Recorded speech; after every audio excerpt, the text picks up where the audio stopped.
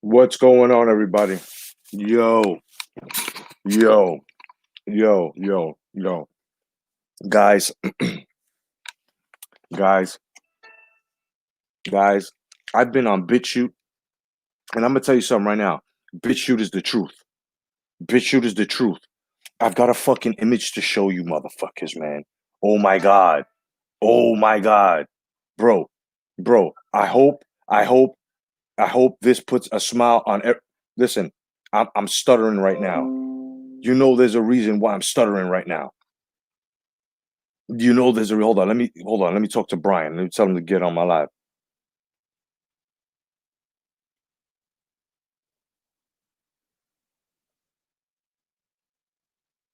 All right. Guys, what's up, Kella? What's up, TJ? What's up, Stefan? Check this out, guys. Check this out. Check this out. All right, Brian. Perfect. Bro, guys. Oh my fucking god. Guys, look, guys, look, guys, look, look. Now, Now, this, this, my my friends, friends, if it if is it is true, true, is is pretty pretty authentic. authentic. Here Here is is Trader Trader 44, 44, obviously, obviously, and and he's he's in in a a jail jail cell, cell, typical typical. light green and white ceiling. Look, And you notice that the bunk is on the floor. look. That is a special housing Holy unit shit! arrangement where you Holy sleep shit! either on Who's a that? concrete slab or on Who's the floor. that? Who's that, Looks guys? authentic to me. But just for shits and giggles, let's slow this down Who's a that, little bit guys? where you can look at Yo! all the details. Now, here's that little clip at half speed. Holy Notice shit! the mat on the floor and the pillow with the olive drab Holy pillowcase. shit! That's authentic. That's what you get in special housing units. Holy And if shit! that ain't Obama, he's a pretty good doppelganger, I tell you what. And he's sitting there and wondering to himself, what the fuck am I gonna do now? Holy shit. I gotta bring it back, son. Yo, look. Holy shit, guys. Holy shit, guys. Holy shit, guys. Hold on. Holy shit. Holy shit. What? Wow. Oh my god. Oh my god. Oh my god. Oh my god. Wait. Oh, holy shit. Now, this, my friends, if it is true, is pretty authentic. Here is Trader 44, Oh obviously, shit. and he's in a jail cell, typical light green and white ceiling. And you notice Yo, Oracle's the truth. Holy shit. that the bunk is on the floor.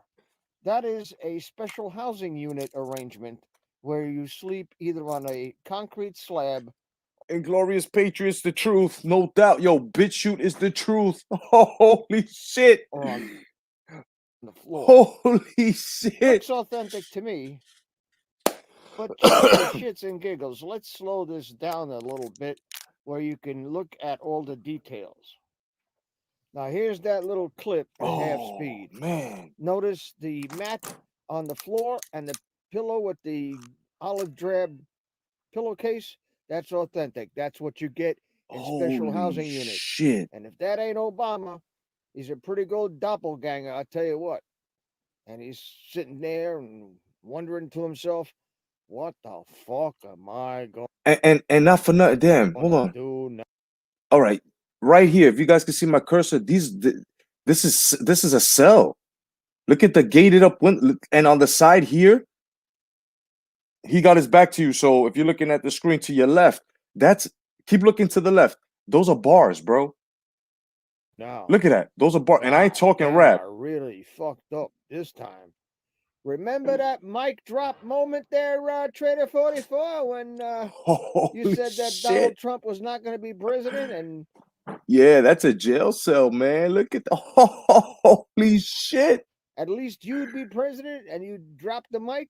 Well, here's our drop mic moment. Here it is, bro. Have a nice life, bro. Have a nice life. Oh my Before they go God. doppelganger, I'll tell you what. Keep either on a 4 Holy actual shit. message. Oh my God, bro. I'm gonna give you this whole report, but bro. Oh man. Woo! Oh shit, guys. Oh my God, all this hard work paid off, all this staying up late, all of this reaching out to the Oracle, which I haven't spoken to in a minute. Oh man, Oracle, you're the truth. Thank you for doing this research. Thank you for directing me to BitChute. Thank you for making my account on BitChute. You are the truth. Oh my God, guys. Hold on, hold on. I'll go on screen in a second. Oh my goodness, bro. Holy shit. Wow. Wow. That is crazy. But that's not Mandela's cell. That's not Mandela's cell, TJ. This is this. Holy crap. Holy shit, guys. Bro, that's now I'm gonna take you back to this report because it's a whole report. It's by the Inglorious Patriots. And they also these guys zoomed in on a file. He goes, is this legit or is it deep fake stuff? No, Tony O'Reilly, bro, I'm about to show you who gave it to us. I don't listen. BitChute is the truth. That shit is crazy, bro. That guy, what's his name, Roger Liddell or something like that. Yeah, no doubt, no doubt. Malik got the Sabres back up. You know Roger Liddell? I think his name. That's his name. The pillows, my pillows guy. Well, he had a file on some shit with the insurrection act, and he said some shit like, it's fucking crazy. It is crazy, and I'm about to show you right now exactly how they did the close up and everything to it. Is crazy. This is it right here where I got my information. Don't fucking hate me because this is the Inglorious Patriots. These guys have been accurate so far on the shit that's been coming out. There goes there goes the date right there and everything, and I'm just gonna play it for you guys. All right, hold on.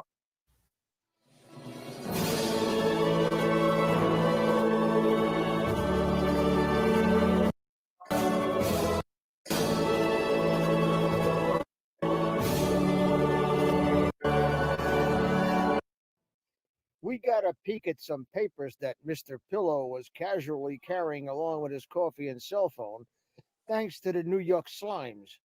Also, we got a short clip of Trader 44 in a jail cell. This one could be a deep fake, but you never know. But before I show you those clips, a very high level contact of Stony Stones asked us to please pass along the message to stay the fizzuck out of DC this weekend. If you are there at the moment, you would be well advised to get the fuck out while the getting's good. The military's got this. Just stay frosty and observe. Please pass this message along. What's his name? Steel Toe. What's going on? Yeah, we can all see you. We can all see you here. We can all see you here. What's up, John? How you doing, brother? We can see you. I can see you at least.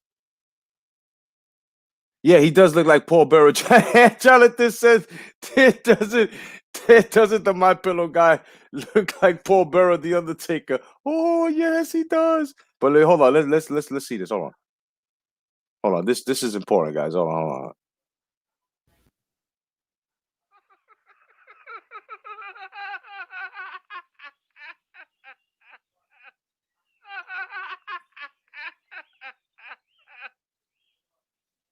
And now for something completely different.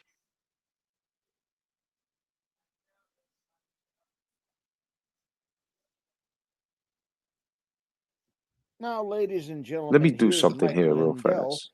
coming out of a meeting with President Trump carrying a bunch of papers, a cell phone, and a cup of coffee. And here is the New York Slimes article that exposes this. And it says Mike Lindell, the CEO of My Pillow, met with President Trump on Friday, carrying notes that included a suggestion about invoking the Insurrection Act, by which a president can deploy active military troops into the streets among other moves. The bottom of the caption says, photos captured notes from Trump ally leaving the White House on Friday. Need we say more? And here is the blow up of the notes. Here it is, his hand carrying a cup of coffee and a cell phone. I don't know how the hell they didn't spill his coffee all over those papers, but this is the shot that we've got. And we blew it up as much as we could here. It's a little fuzzy, but it does contain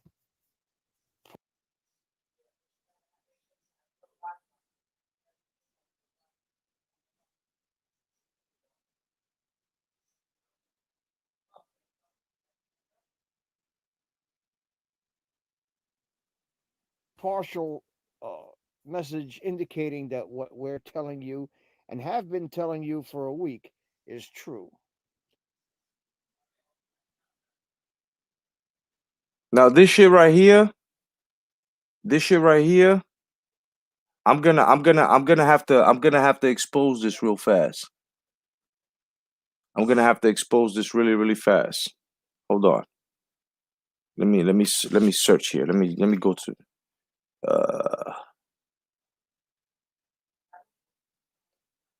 is there any damn, there's no way you can do side by side on this shit, can you guys?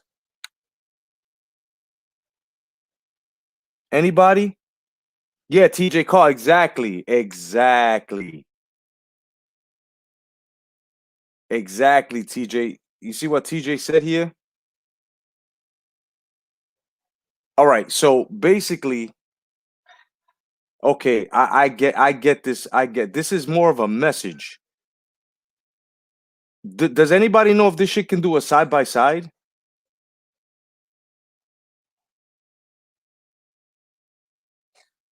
Let me see these options here. If this can do a side by side. No. Damn. You need I need a program. Damn. Because who was it that said this? Who is it that says it was Andre. Andre, no doubt. That footage is from the Mandela thing, but then at the same time, it's a message. And that's exactly why we have to listen to what this guy is saying. I get it now. From what we read in the beginning of this shit, where it was telling, and remember when I told you that the Insurrection Act was activated and all this shit? Now, you got, am I bugging out, guys? Or you know how a dictator calls, like in China, he comes out to talk, or he inaugurates something or something like that, and then all of a sudden it's like he's got his whole army in front of him, right? Doesn't that look like that's what these leftists are trying to do right now?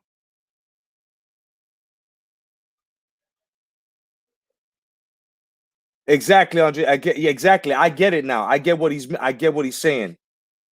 Yeah, I know. Yeah, I need another program, TJ, to do this side by side. But guys, I know exactly what. So this is a message. All right, no doubt, it's a message. But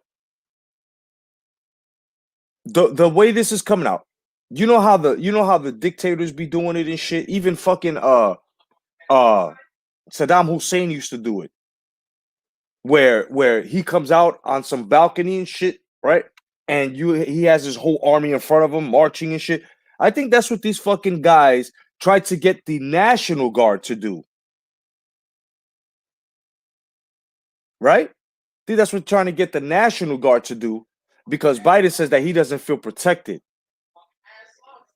Yeah, that's what I said, Brian. That's exactly what I said. And you see what TJ says here? This is exactly what the guy was saying on this clip, which is what I'm going to rewind it. But that's exactly what these guys are trying to do, bro, with the reserves. You notice how they couldn't call the army to do that. The army's on the outside, the reserves are on the inside. This shit is so crazy right now, guys. This is crazy right now. We got the reserves. We have the reserves on the fucking inside, of the White House, and then we've got the armed guys on the outside. Then it was also said that somebody took a Humvee in California. Like, who the fuck would steal a Humvee in California?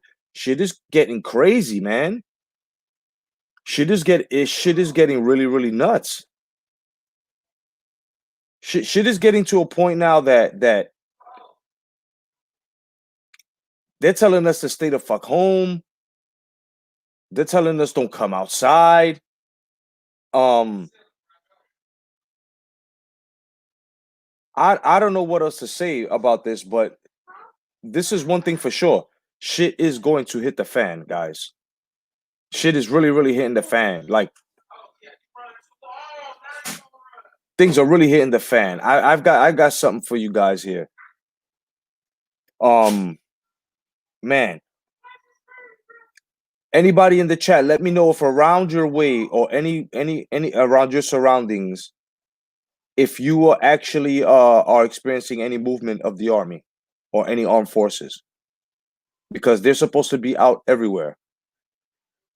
They're supposed to be out in every state, not just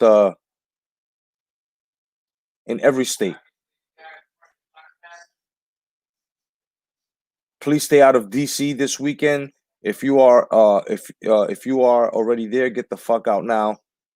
Yeah, shit is getting crazy. And he goes, nothing in New Orleans. Iceman said nothing in New Orleans. Let's see what else. No one else experiencing shit. We got a whole bunch down here. As a matter of fact, we had some. We got an armory around here, and them guys never hardly come out like that. Man, they've been doing rounds.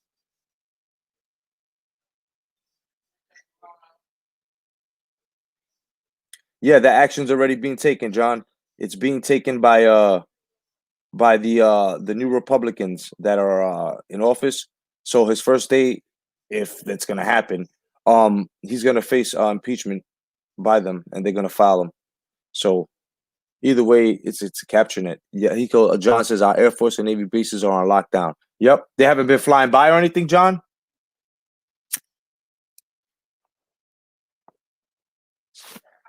Steel Toe says San Diego by the docks, a fleet of military. Yep. All right. Andre says maybe around Detroit, Philly, Baltimore. Okay. Jonathan says not by me, but my sister-in-law says that that people buy her in Florida. Yep. Are buying canned goods and water. Yep. And masks. That's hell yeah, bro. Shit is getting crazy. Iceman says, and we have Jackson Burroughs here. Yep, no doubt, Iceman. Tony Boswell says here in Fort Smith, Arkansas, we have an Air Force fighter base, and there's troops stationed at every entrance and all over. It's going down. Most of the stores, yep, are empty. Oh, yep, no doubt. Fighters are flying 24/7. Woo! Says Star Wars Dad. TJ says I haven't seen much in New Jersey. Police activity around me looks like pandemic activity. Yeah. Oh, so they got the police. They got the police doing the rounds on the inner circle. That's crazy. But if you guys notice, this is what I think these people think that they're gonna try to do. They think that they're gonna actually try to have the army, or should I say the National Guard, occupying that whole thing in lines and shit like a fleet, the same way the dictators do it. This is what they're trying to do. It's nuts how these people are trying to do this shit, man. Steel Toes out here, military copters every day. Yeah, man, I've been hearing a lot. I saw a fucking Chinook, and things haven't been active like that. And I saw a Chinook fly over me, bro. That shit is fucking nuts. California, no police presence has been weird. Yo, you blue states better be careful, bro. Salute, Jeff. No doubt. Salute. Yeah, you guys got to be careful over there, man. And all the blue states, anybody in blue states, be careful, man. These next coming days. These next coming days are gonna be crazy. It's gonna be crazy. Yo, people two people already ran into fucking Count Chocula. What's his name? Chuck Schumer, right? And and they got in his face, man. A couple of patriots and shit. They got in his face. They were letting him know exactly what the fuck he was saying. I mean, what he was doing wrong. And man, they were tearing him a new asshole. And what's funny is that there was hardly no security around this motherfucker. Do you think that they're actually testing the waters with with Trump protesters, and they're actually trying to have them on some, yeah, go ahead, attack me so that way you can look bad? Yep, that's exactly what they're doing. That's exactly what they're trying to do. That's exactly what they're trying to do. So anybody, gun protests and stuff like that, just don't do it. Don't go. Do not go. And if you're carrying arms and stuff like that, carry it, but at the same time, don't go to no protest with no arms, is what I'm saying. These people are really, really trying to make us look bad. And here's the proof. Here's the proof. You look in the news, right?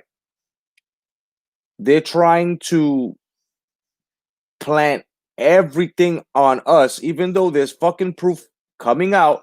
Arrests have been made.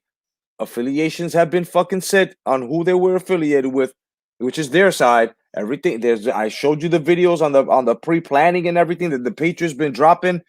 So it's like the truth is being ignored and they're still pushing this shit. And it's crazy, guys. It's crazy, man. Y'all better watch your neck out here, man. Watch your neck out. I understand that video now. I understand that message.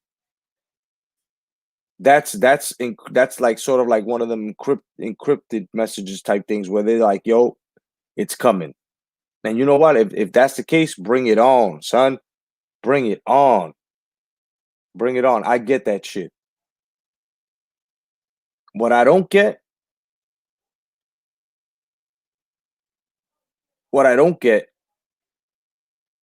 and I'm not even gonna front. Like, I just found this out. How is it that Nancy Pelosi sort of has a say so, but only with the National Guard? Only with the National Guard.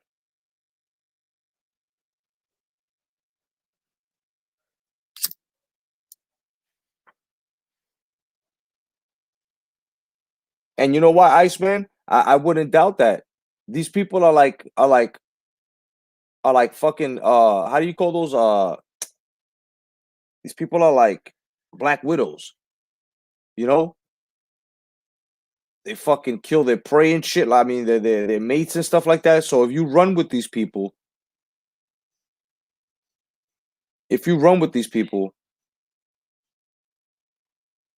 eventually they turn on you. They'll use you like a pawn. Look at Black Lives Matter. Black Lives Matter was in front of Washington today as well, bitching and screaming on them because they were used to get Biden in there. This is what we were telling you. We were all telling you, Black Americans, Black Lives Matters, whatever. If you follow that, they don't care about your skin tone unless they politicize it. And this is what they've done.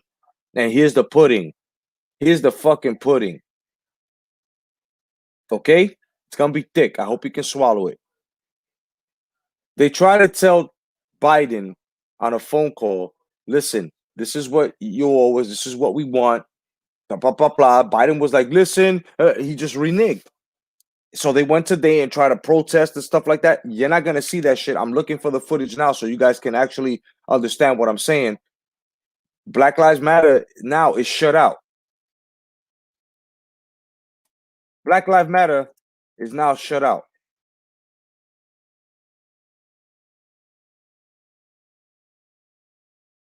They're now shut out. So they were used like hooers. They were used like hooers out there. Biden blasted by Black Lives Matter leader. And this is exactly what's happening. He promised them something, and same thing with that ridiculous, ugly looking fucking some official from Detroit, and she came out and said some shit like, "I put my career on the line." Detroit put themselves on the line, basically, you know, for doing that fraudulent electoral shit. So she goes, and you know, because she got fired or whatever, she had to step down. So basically, she's telling him, "You better pay up. Something got to give when you get in office." So it looks like these people have done the deal with the devil, and now the devil is pulling the dick out their ass. And we're just sitting back watching everybody play themselves.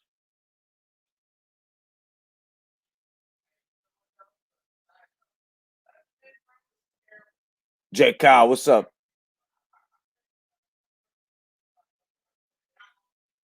Yeah, right? Hey, dirty. Baby, I got your money. Don't you worry. Word up, Steel Toe. That's exactly what these motherfuckers are saying. What's up, Jet Kyle? What's going on, my bro? You know, it's getting nuts, bro. It's getting crazy. What's up, Electro Jet? Tony Boswell says if you have an old TV, put an antenna on it. Yep, for the blackout on the 21st. Everything is going off. Yep. Yes, it is. See, they're gonna allow this impeachment because I think that's the last insurrection act where they do the ultimate form of betrayal. Because you guys got to understand, these electoral votes, everything's fraudulent. They're fraudulent. What's up, Truth Son? Andre says, between two ages, by Zygmunt Brzezinski. He goes, was written in 1869, published in the early 70s, and looking today's SJWs and snowflakes. This national security advisor actually hit the spot. Yep. They also said that book 1984 was basically a psyops that was written in Germany before 84, like in the 60s, the early 60s, and it came out of nowhere, and that's where everybody's taking a look like, what the fuck? Because it's crazy, bro. The things are leaking out now, and it's up to you to be very, very strong to process this shit because it's getting so nuts, bro. It's getting nuts out here. Tony says, people don't understand. The people want an apocalypse. They worship the devil. Yep. It will be their greatest sacrifice. Yep. Us dying with so many people. Hell yeah, bro. Lecture just says, so what do you think of that soundbite I sent you? I got to check it out. I have to check it out.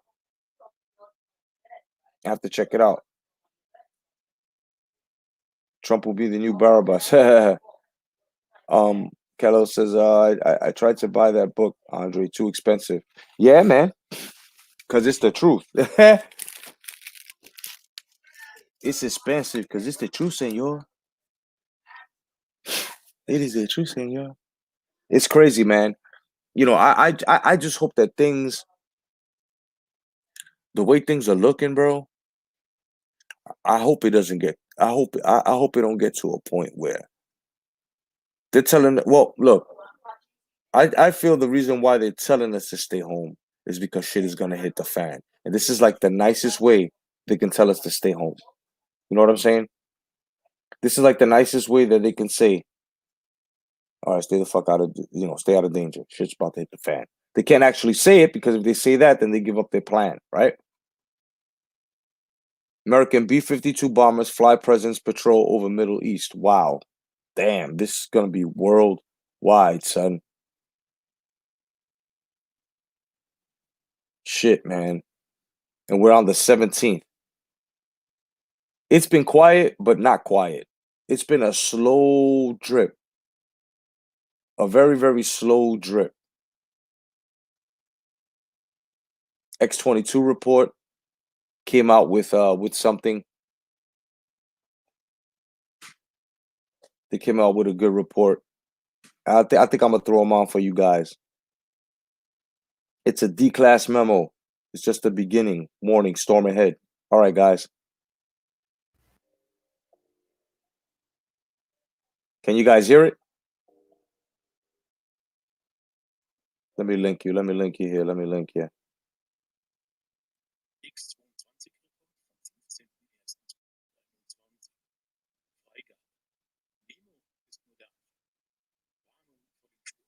Okay, hold on. X22 report. God dang it. I see why they did that. Hold on, I gotta change. This shit is the fucking truth, bro. Holy shit. Hold on, I gotta change the fucking language settings on this. Yo, everybody, I advise you, go to BitChute. Get an account on BitChute, man. Get an account on BitChute. They have so many things on here. I don't understand how YouTube took off before BitChute. Even though BitChute's a bit new, but I'm just saying. I don't understand how BitChute hasn't taken off way before. I really don't. This shit, listen, they're coming out saying some shit like there's a policy that's going to be released where now white males are going to be the target and shit. Like, you know, they've been saying this for a minute now.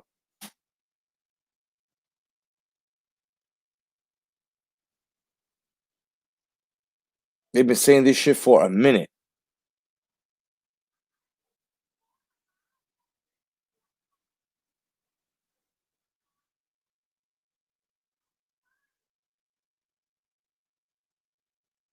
This is fucking nuts, man. This is nuts.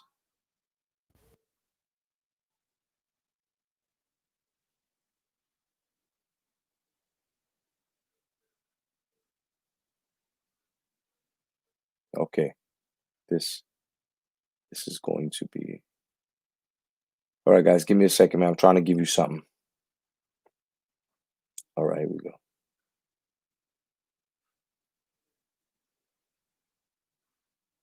All right, here you go. This shit is crazy. Nuts, nuts, nuts. All right, it says here, update. It's confirmed U.S. Marine Corps deployed to D.C. Sources in the U.S. Marine Corps confirmed that President Trump, not Pelosi, not Pence, none of them. It was Trump deployed them to D.C. following martial law meeting with Mike Lindell. That was what we just saw right now. Okay, so let me just play this. It's a silent video. It's just showing. Okay, here we go.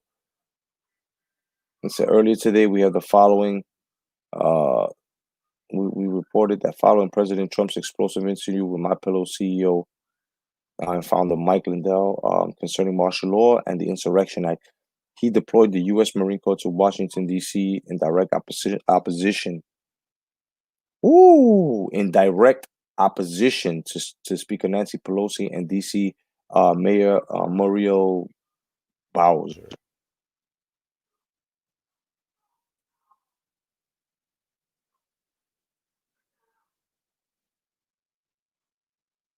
Oh, shit. President Trump deploys U.S. Marine Corps to D.C. right after reports indicate he is considering martial law.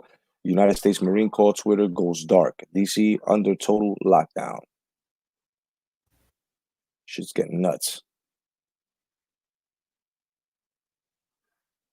It is getting crazy.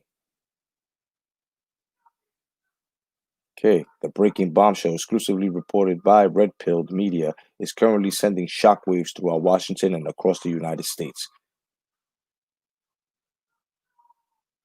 In addition to photographic and reported evidence, Red Pilled Media has now obtained evidence from members within the United States Marine Corps confirming that what we first reported, the military is being mobilized to Washington, D.C. in a strong show of allegiance to our rightful president, Donald Trump, and against the wishes of every establishment politician current holding national office.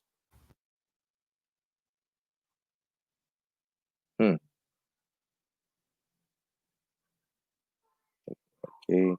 From our previous reporting, late yesterday, Washington Post reporter Jabin Botsford broke the news on Twitter that MyPillow CEO and co-founder Mike Lindell met with President Trump at the White House to discuss plans for martial law. The media was on edge all day about it. Oh yeah. Yep. All right. And this is what I was just yep. Okay. All right. So it's not all right. So okay. All right. All right. Yes. Follow the white rabbit. Yes.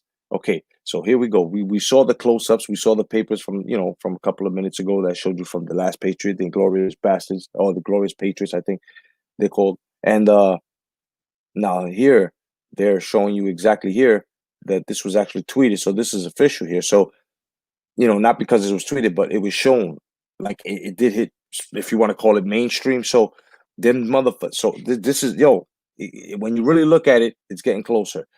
So basically, what they're saying, they're right below the call for martial law in his notes. There is a mysterious 2-line long blacked out letter. Hold on. That shit was too quick.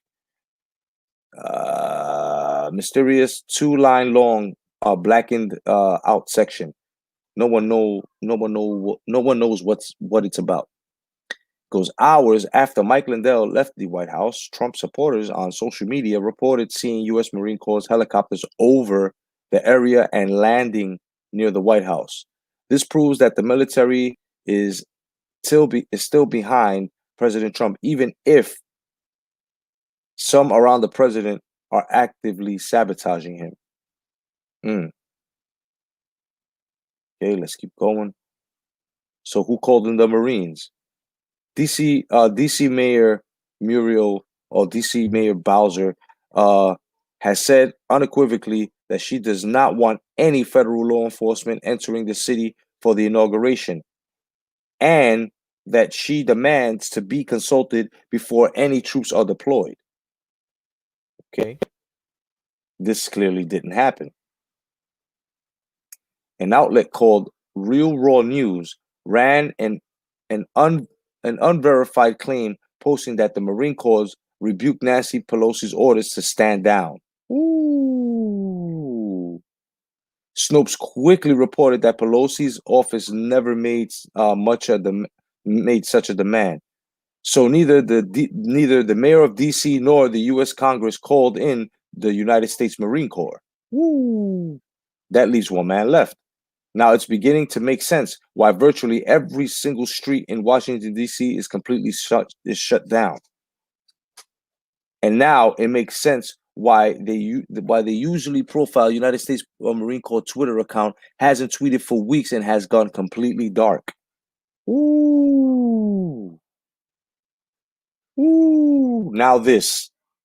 Reports and photographic evidence are coming in from sources on the ground confirming President Trump's imminent deployment of the United States Marine Corps to the streets of Washington, D.C.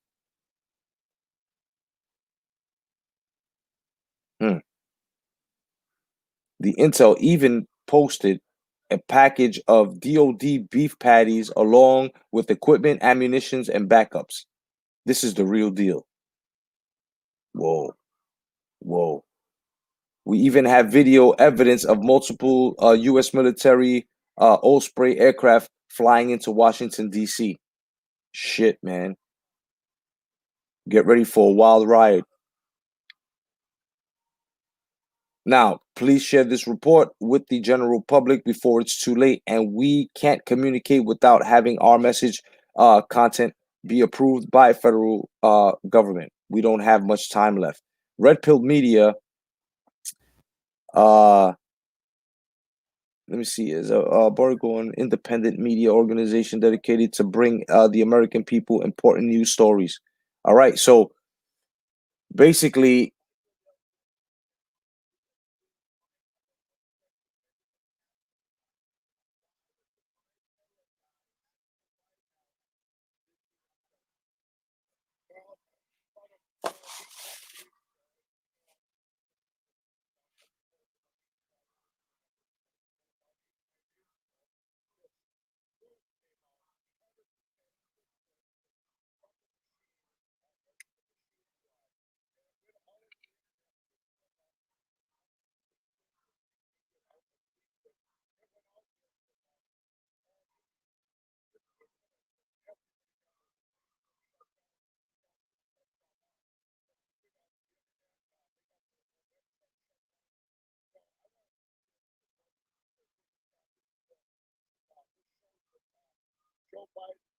You guys got no sound?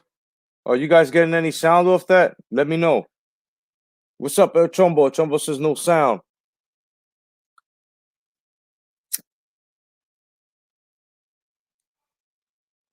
Big Rob, what's going on? No sound, no sound. All right. Hold on. I will fix that. I will fix it, my friends. Give me a moment, please. Give me a moment.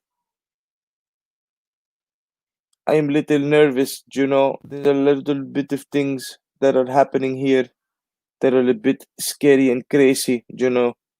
My fingers are twitching. I'm just doing a little bit of research here really fast. I mean, I've never been on this BitChute shit like this, and bro, there's a lot of things, man. There are so many things that have been dropped within 21 hours.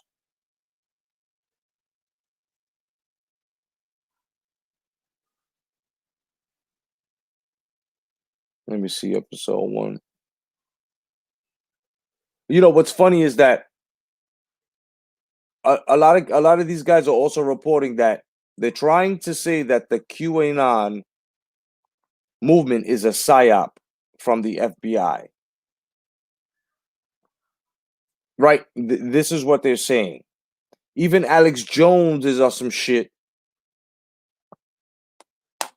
Even Alex Jones is on some shit where he seems compromised. Because he's actually saying, I mean, Mr. Conspiracy himself is trying to say that the QAnon movement is one big hoax, and it's an FBI psyop.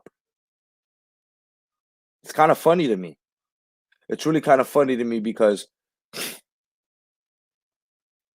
right at the end, when you think people are who they are, these motherfuckers flip and they switch all around. These guys flip and switch all around.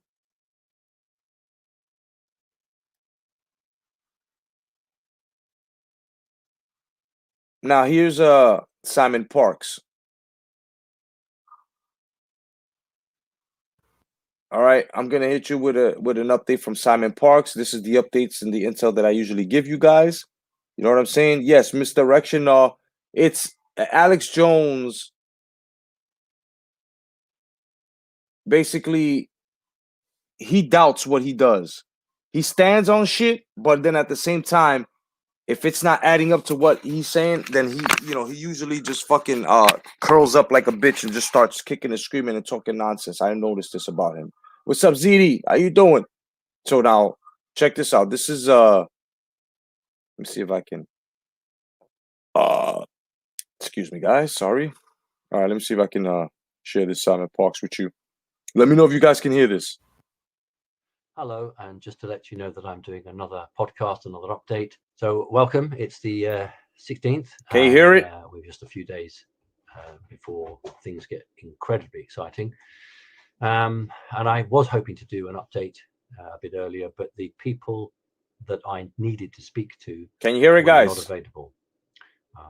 Sometimes when these people go into a meeting, they are required to leave their cell phones, their mobile phones at the desk. They'll go and have their meeting, and then they will then come out and pick their phones up some hours later. There is one location that I'm aware of where they can keep their phones because this facility or this room is so special that there are absolutely no electronic communications can penetrate in or penetrate out. But the result is the same, that I'll have 5, 6, 7 hours of new communication with that particular group. And so what had happened is I'd had a call saying, which I think came in at about 2 o'clock, 3 o'clock in the morning, UK time. And it just simply said, right, call me. Doesn't matter what time, just call me. And I did, but unfortunately the person's cell phone was off. So they were in another meeting. I have had that conversation. That conversation finally took place last night. So I want to talk to you about that. And I also want to talk to you a little bit about some of this stuff that's going around on the internet regarding that Biden will somehow be sworn in on the 20th. It's going to be allowed, and it's, all good and all the rest of it.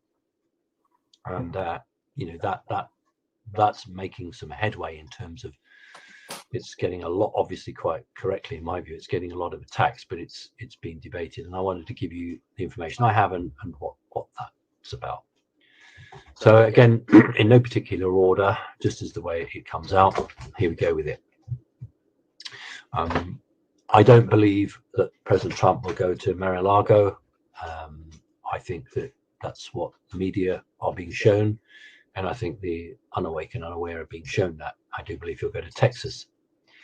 If you look at the pictures that mainstream are carrying, then it's literally 4 years worth of boxes of the New York Post and the New York Times, all strategically, theatrically laid out for them to take a picture of.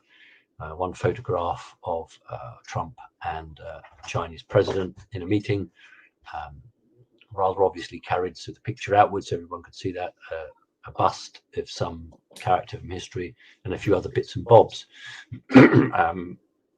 Talk about theatre and stage managing, but that's interesting. On Friday, Biden was not going to go for his rehearsal for the inauguration. That was cancelled, and then on coming Monday, Biden was is slated to go in and do some rehearsing, and that's been cancelled as well. Isn't that interesting? So I don't really know how this guy is going to learn his words if he's not really going to go in and have a practice. I think that's some key points there. All right, what I know what everybody wants, and I've said to the people I talk to, what the situation is, and they've said quite clearly that we can't afford our timeline, our planning to be directed or influenced by millions of people who want an answer now. The people who we would call white hats, they are good people, and they do understand. Of course they do, because they mix with ordinary people. Actually, they understand the need and they understand what's going on, but they're the ones who are playing this game, not you, not I. They're the ones who have to make the decisions, and if they did what you and I wanted, it might really sabotage the whole of their plan. So they're not going to do that, but they are aware and they are sympathetic to the real need that people want something to happen. And again and again and again, what they tell me is you must tell people to be patient. You must tell people to be calm. Just tell them that President Trump has not done 4 years in the White House and taken all of the horrible things he's taken just to be tricked by a cheated election. It's widely believed now in the top circles. I remember the top circles don't all have access to the same information. It's on a compartmentalized need-to-know basis. But basically, the top tier now believe that President Trump secured something like 75% of the entire vote in 2020. It's also believed that President Trump flipped California, that California actually went Republican. And now who in their right minds, and I believe President Trump is in his right mind, no matter what the majority House Speaker says, who in their right minds would actually then say, okay, I've done this job for 4 years, I've been completely cheated and robbed of this election, I'll just go quietly. No, he would never have lasted the length he has lasted. And the media are saying that Trump has conceded. No, he has not. President Trump has not conceded. If President Trump had conceded, he would have made it known that he was going to go to the inauguration. Okay, he's not conceded. Right. Now then, what is the potentiality? The information that I had, hello dog, come on then, come and say hello. The information that I had was that we should expect something anytime from tomorrow, Sunday onwards. Now, unfortunately, that's quite a big time scale. But that was the initial one that I had. And I only got it from one person and I wasn't going to go public with it.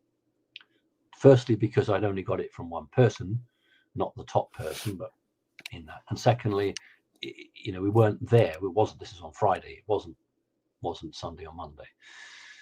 So here's my understanding. The people that I've spoken to last night, Friday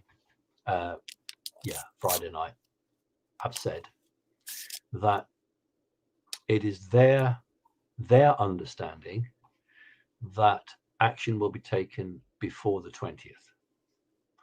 It is unlikely to go beyond that. Okay. All right, guys. Yeah. Oh, shit.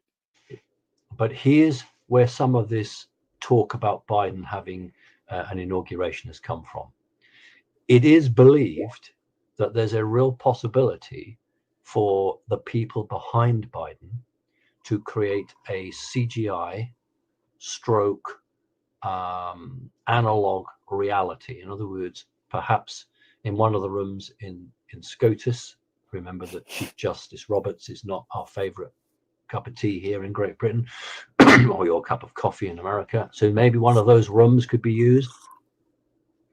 Maybe a completely CGI'd backdrop. We know that Tom Hanks, part of the club, wants to come and do some sort of introductions and be the presenter and the Okay, guys, hold on, real fast. Now, you guys heard down the grapevine, if you've been right, you've heard that Tom Hanks fled because he was found, you know, they found him out about pedophilia, so he moved, right? And he hasn't been around for the longest. Now all of a sudden he wants to come back because, you know, that club, that group, the pedophiles, and, you know, now he wants to come back and do a speech. It sounds like one big fucking big safety. It sounds like one big butterfly trap. Like they're gonna scoop them all up. Tom Hanks shows up, he's getting scooped up too. That's what I think they're doing, bro. They're bringing the little sheeps in, kid. Compare and do all this stuff. And so the people I spoke to said there is a real possibility that mainstream media may carry an illegal inauguration. So that's where I think all this talk about Biden's going to go in and be inaugurated. That's where I think it's coming from. Now, let's just say, and it's not my understanding, I'm only now addressing some of the things that people are talking about.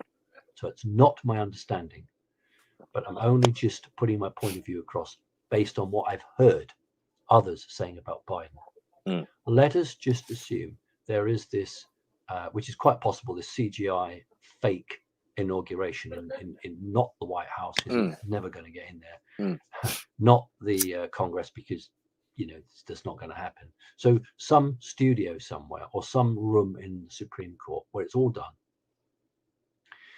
What is the point of that? I mean, I asked that question. I said, if that was to happen, and you guys know that there's a fake inauguration going on. Yep, we all know that this bullshit that's gonna happen supposedly is a fake ass, and this is an illegitimate fucking president that they're trying to put up. What benefit is there to the people, to you? What is there out of it?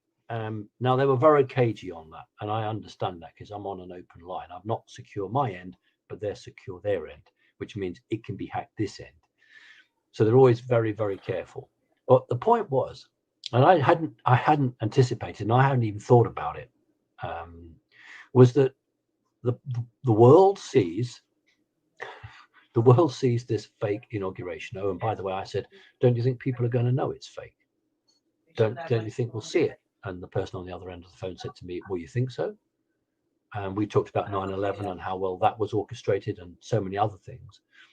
You know, my whole thing here is, if you had to call in the reserves, not the Army, not the armed services, not the Marine Corps, but not the Navy, but if you had to call in the reserves for your safety, then obviously it's really showing us that the people did not vote you the fuck in, because you wouldn't have to be this way. And yeah, the media working with what we call the bad guys, do have the ability to present a action that seems so real that many people will buy into it. But regardless of that, so the media then will show this, if this is what occurs, this fake broadcast by the media, and then it will show Biden driving up to the White House and being refused entry. I say it once again. If you have to call in the fucking National Guards to protect the front of the fucking Capitol, then that should show you, and it's showing everyone else, that we did not fucking vote you in. Why must you feel protected against the people that supposedly voted you in, you fucking liars? And this is what I think the good guys actually looking forward to, actually being refused entry into the White House and being turned away, which is unheard of. Unheard of. And the other thing was that I said, look, if this does go ahead and they produce this fake inauguration through the media, CGI, trick photography, etc., what are you guys going to do? Are you going to take it down halfway? And they said, no, we'll let that go through if that's what happens. If that gets to that point and we want to see Biden turned away at the White House gates. Oh, that would be so beautiful. They turn his ass away at the White House gate. They'd be like, no, sir, you don't belong here. Sorry, move along. Move your old ass. Move your old decrepit ass along. Did you hear what he said? Oh, let me bring it back. Let me bring it back. They said then they might let him finish the inauguration and turn his ass away. That's great. Hold on. I think the good guys actually looking forward to, actually being refused entry into the White House and being turned away, which is unheard of. Unheard of. And the other thing was that I said, look, if this does go ahead and they produce this fake inauguration through the media, CGI, trick photography, etc., what are you guys going to do? Are you going to take it down halfway? And they said, no, we'll let that go through if that's what happens. If that gets to that point and we want to see Biden turned away at the White House gates. And then within 12 hours, that's exactly the figure I was given, within 12 hours of that broadcast, that allows us to take down all of mainstream media just based on the fact that they carried an illegal inauguration. Oh, shit. You heard that? They're going to take the media down too. And it's only going to take 12 hours. Let me bring that back again. Hold on, gentlemen. Unheard of. And the other thing was that I said, look, if this does go ahead and they produce this fake inauguration through the media, CGI, trick photography, etc., what are you guys going to do? Are you going to take it down halfway? And they said, no, we'll let that go through if that's what happens. If that gets to that point and we want to see Biden turned away at the White House gates.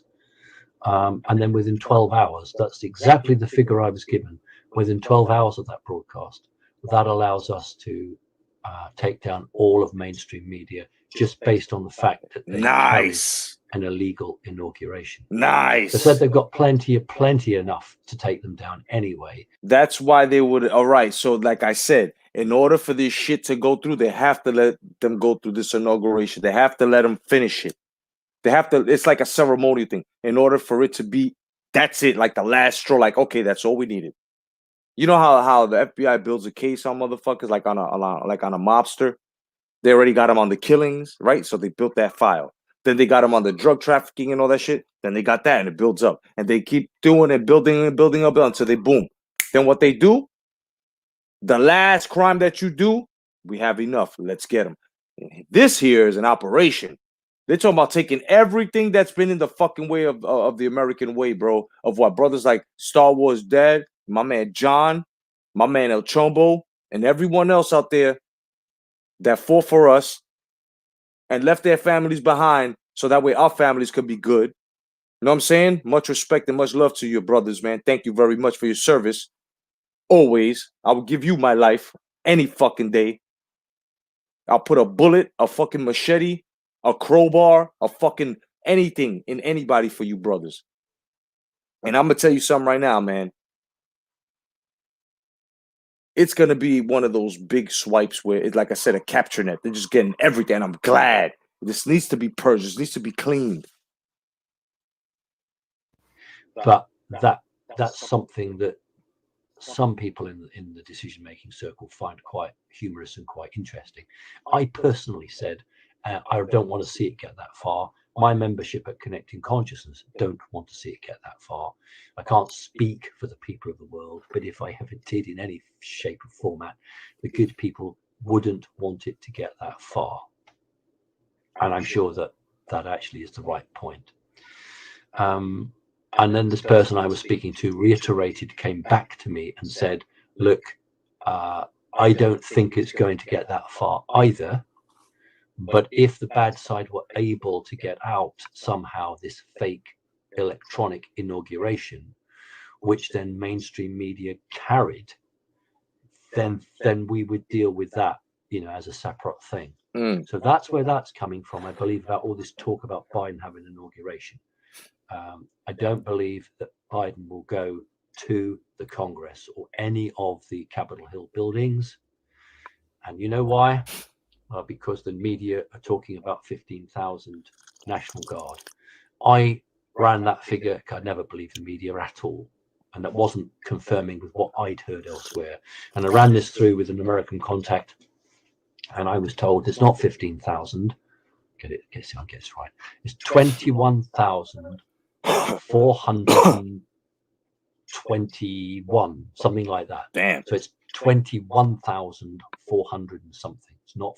Damn, bro. Damn. So look.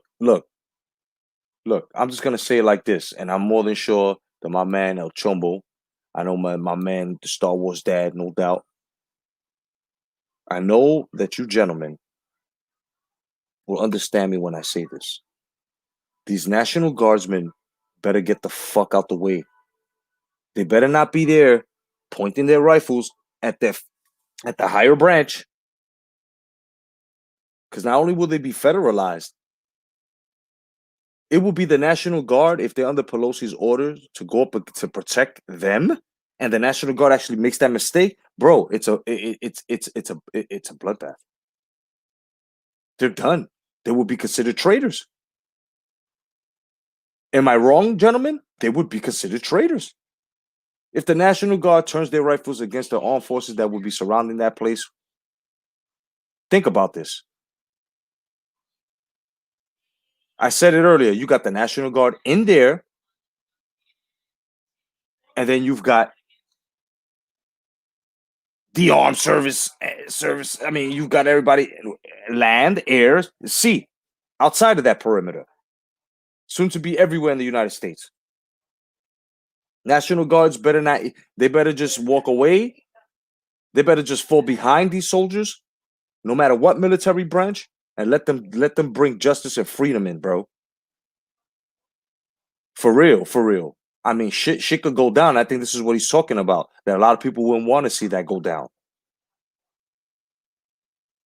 15,000. There's a lot more than the media are either allowing or being told. And a lot of the view is, why would a bunch of criminals, that's, these people, why would a bunch of criminals go where there's 21,000 soldiers who are very loyal to the Republic, to the Constitution, and to the president, the real president, by the way, which is Donald Trump? Why would they go in there and have 21,000 soldiers around them and maybe never get out again? So that's the reason they probably won't go to Capitol Hill, and they'll do it in some back alley, in some studio, or maybe the Supreme Court. Apart from two justices in the Supreme Court, I think the rest of those justices are, they're not going to be looking too good. All right, so then this conversation developed, and I said, look, excuse me, I'm never happy with 10 days of darkness. I don't like that term. That is a fear-mongering term, and it sounds like the bad guys are producing 10 days of darkness, and I resent that type of thing. I'm not going to have it. And I've always called this 10 days of no communication, a much better term, 10 days of no communication. And I asked specifically for the United Kingdom, I asked my contact, what do you see in the United Kingdom? And the reply was, well, you guys are actually going to get away quite lightly. You might have 7 days, 5 to 7 days of disruption. But also the contact said to me that probably there is some cleanup operation needed in Britain, and that will come last, interestingly, last. But 5 to 7 days, you guys might get away with it quite lightly. Other countries might see more prolonged periods. There is no real substantive reason why power outages should be long held anywhere. There really isn't. If there are power outages as part of an operation by the White Hats, they are very aware that, you know, that these are ordinary people who are suffering, and they will keep it to a minimum. So don't believe that's going to be too horrific. What will be horrific for anyone under the age of 30, maybe it's 40 now, I don't know, is the loss of their cell phones or their mobile phones. That is slated to go down, as is television. You know, we've moved on from a sort of a electronic lockdown over the United States to much more of a global lockdown. I don't think every country in the world, but there will be many countries in the world.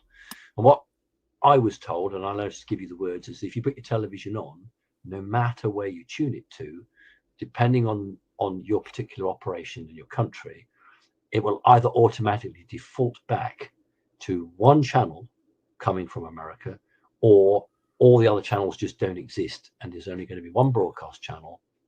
And what they're talking about is live courts martials being screened over 7 days or 10 days. Testimonies being on a loop.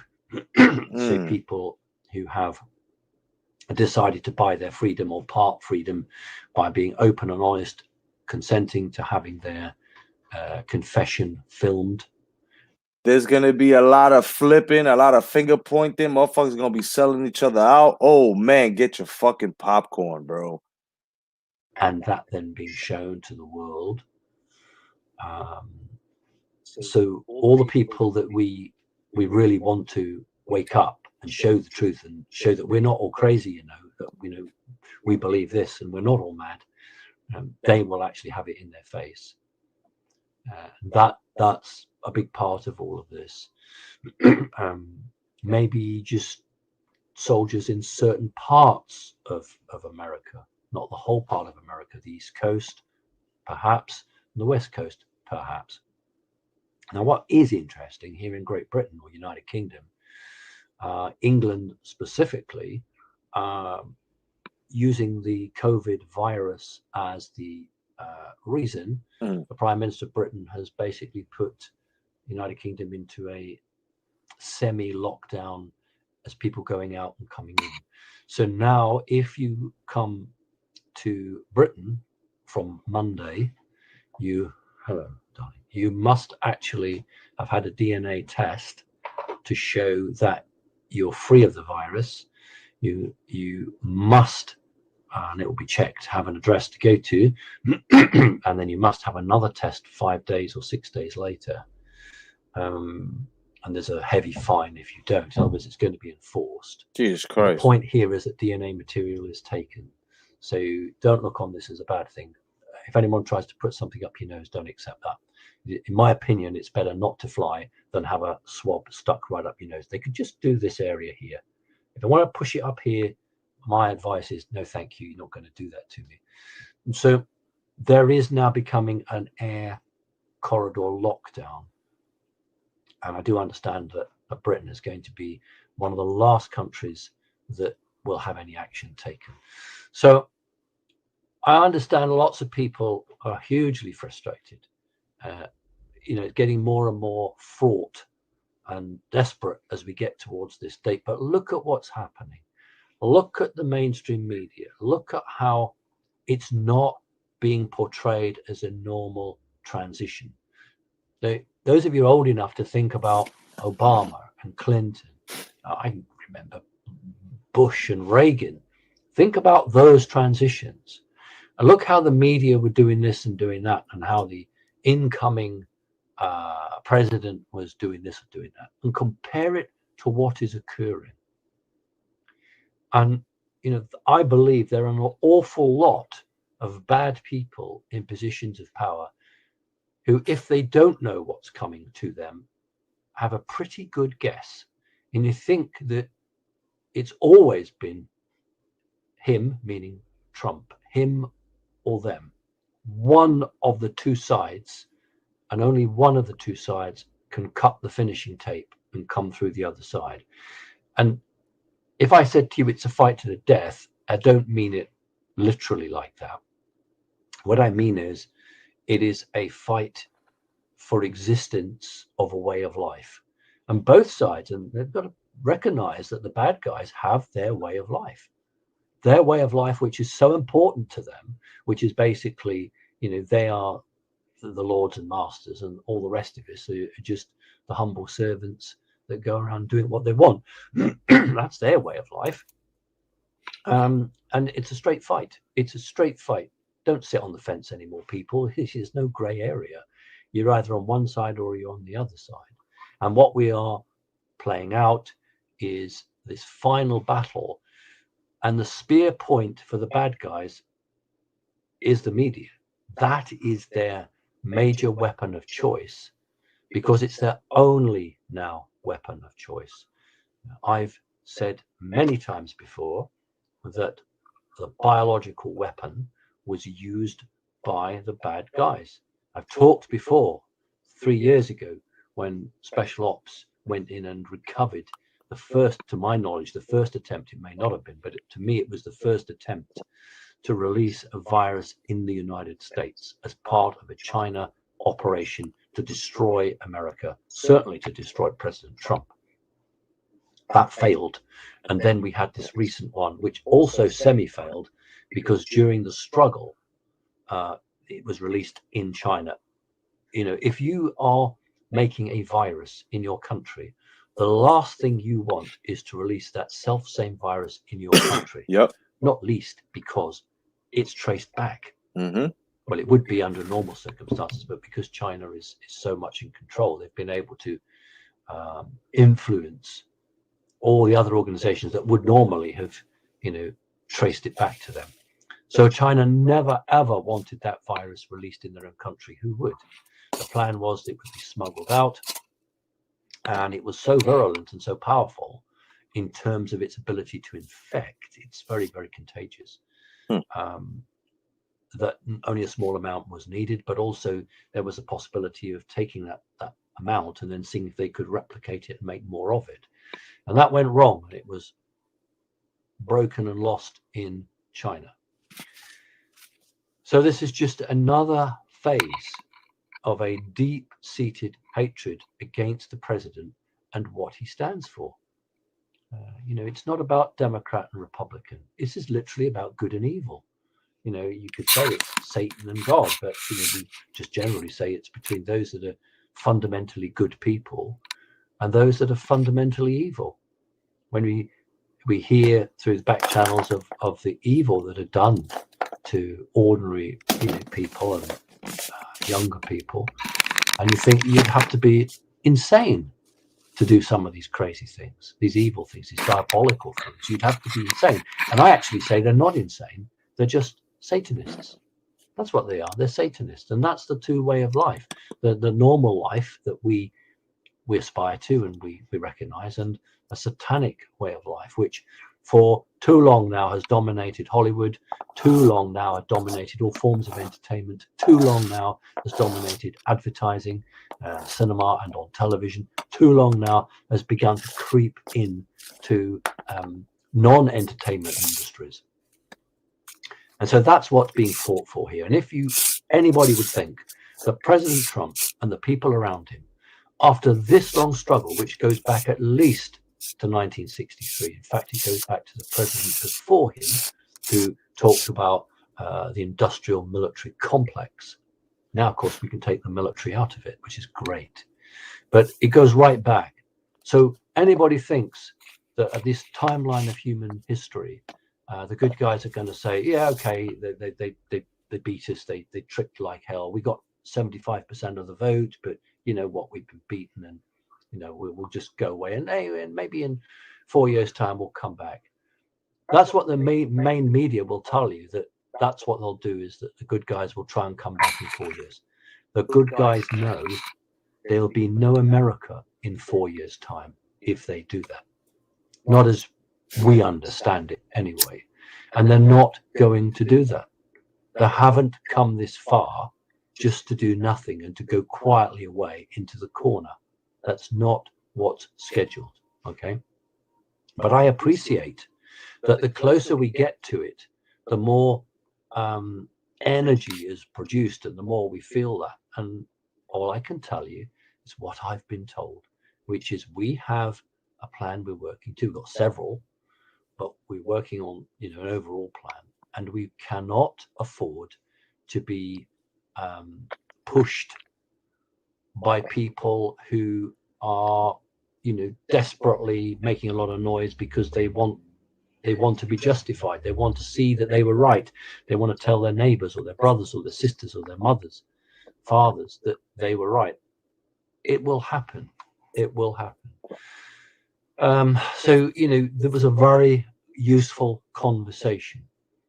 And again, I'll come back to the point that I want to keep hammering home, is that the people I've spoken to have made it very clear that they don't think it will get that far to the bad guys putting out a fake holographic or CGI mocked up in the back of some room. They don't think it will get that far. They believe they can do everything before that. But if for any reason they can't, then, there will be entertainment to see the cavalcade of beat up old cars, because, Biden's not had access to anything really. So it'll be cars that Hollywood stars have lent them, or big bankers have lent them, and they're going to drive up and not be given entrance into the White House. And I think it's just about that. Now, I've said, yeah, but look, the media are not going to cover that. They won't show that.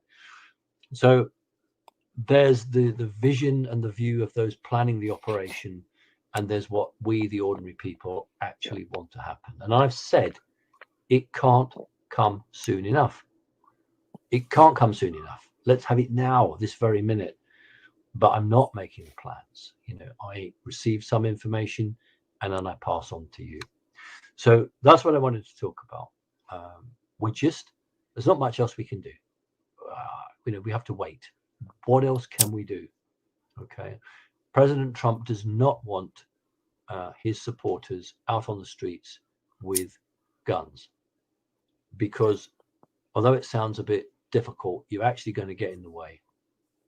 I think that they feel they've got it so well controlled, they don't need a mass revolution of the people. You hear that, guys? He also wants to show them the difference. If we stay home and we let our men and women of the United States of America, what's up, OG? Welcome.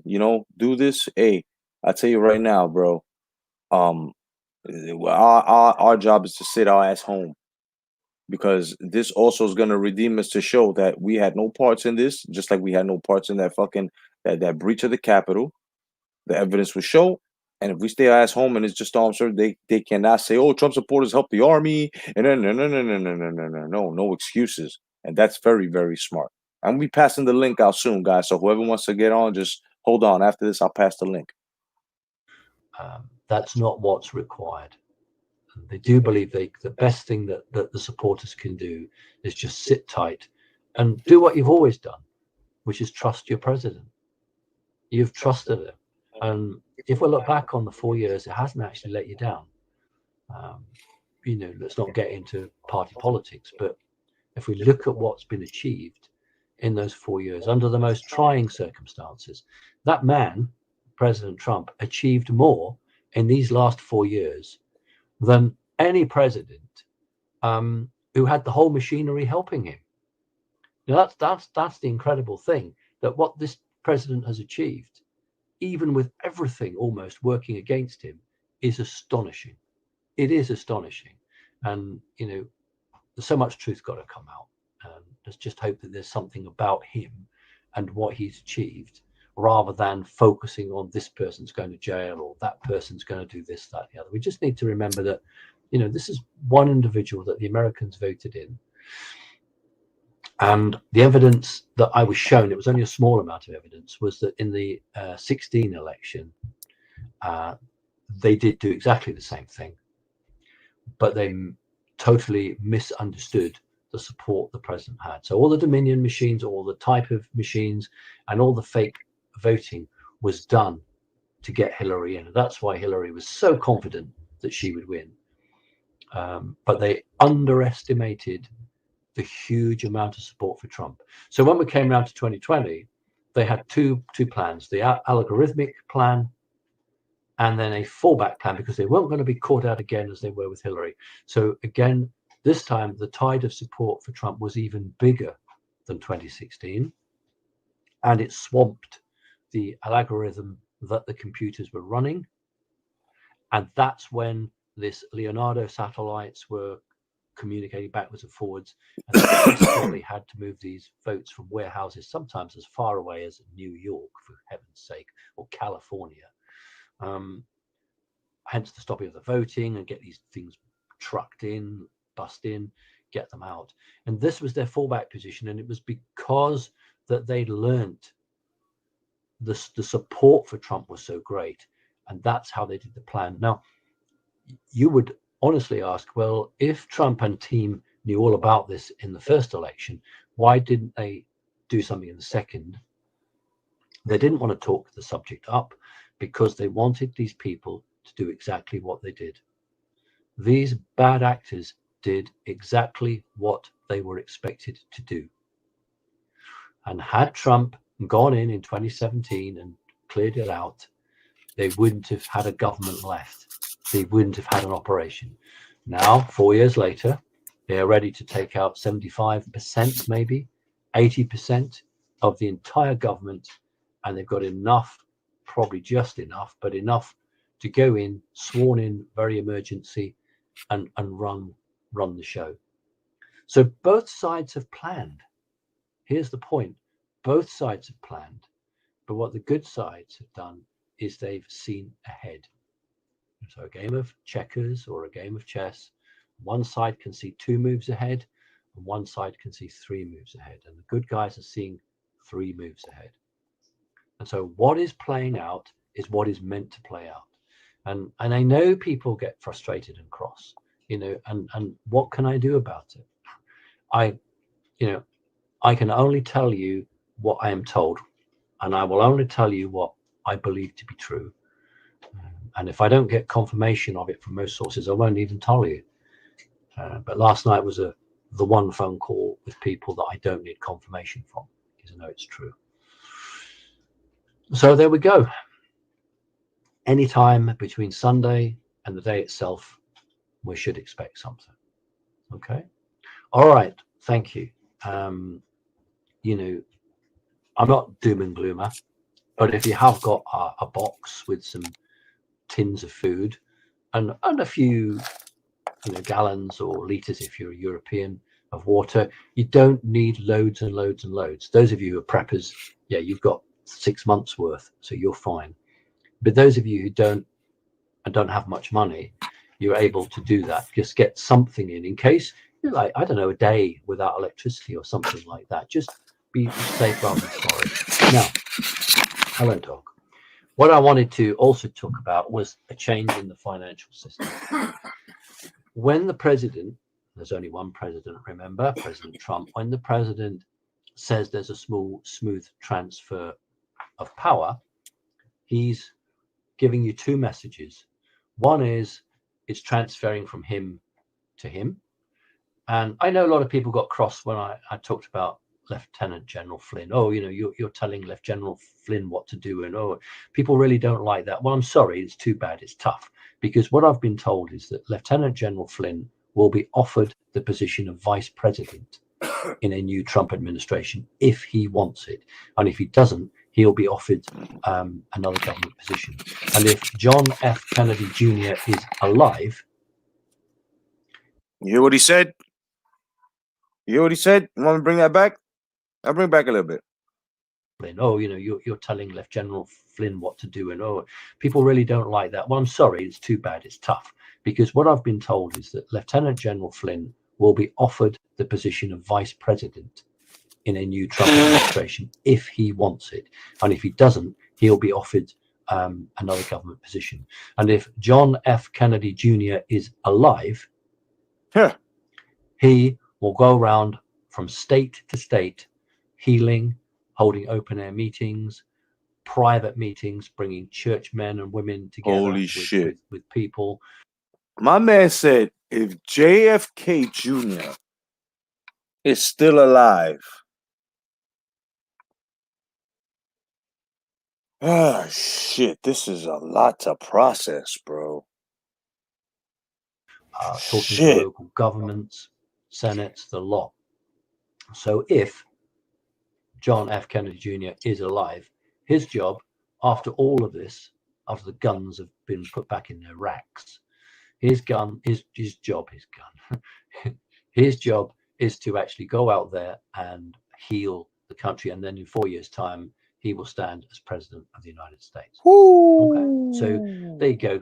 That's something you won't hear anywhere else. In terms of the financial change, what we used to call in the good old days, the reset. And of course, Charlie Ward is quite rightly an expert on this. And I do like talking to Charlie. We get on very well. Charlie Ward has a true and genuine understanding and knowledge, particularly in relation to financial change. And when President Trump is talking about smooth transfer of power, he's also referring away from the current banking system to a new system. The one that President Kennedy was attempting to put in and was murdered for it. President Kennedy was not murdered because he was about to release UFO redacted documents. He was going to release a lot of UFO stuff. And Trump did that the other day. So if y'all don't know, go check them out. They have been fucking released, yo. But that wasn't the reason they murdered him. They murdered him because he was about to put America back on the gold standard. And there were certain people that weren't prepared to have that. And so here we are again, 50 years plus now, looking at the same thing. And this transfer will be a remarkable transfer for humanity. And finally, so much info comes into me, and I'm sorry I can't put it in a nice even order. Just an ordinary guy working from home. We don't have a big office, we don't have a big staff. We're not, I don't sit around as I'm not a researcher. So I don't sit down looking at 50 presentations, make notes and put it all together. I meet people. It's difficult at the moment with bloody lockdown, but I meet people, I get messages, and I report to you what I am being told, not what I am researching from other people. And I understand that 34 quintillion was seized from the Vatican Bank. My man said $34 quintillion. Bro, I never even knew money went that far. Quintillion? What the fuck is a quintillion? Well, what the fuck is a quintillion, dog? That sounds like all the money in the fucking world. So a quintillion. Get the fuck out of here. This is too much to process. Now then, I don't know if that's dollars, pounds, euros. I didn't ask. If that 34 quintillion is electronic money, it's worthless. If it's 34 quintillion in paper money, it's worthless.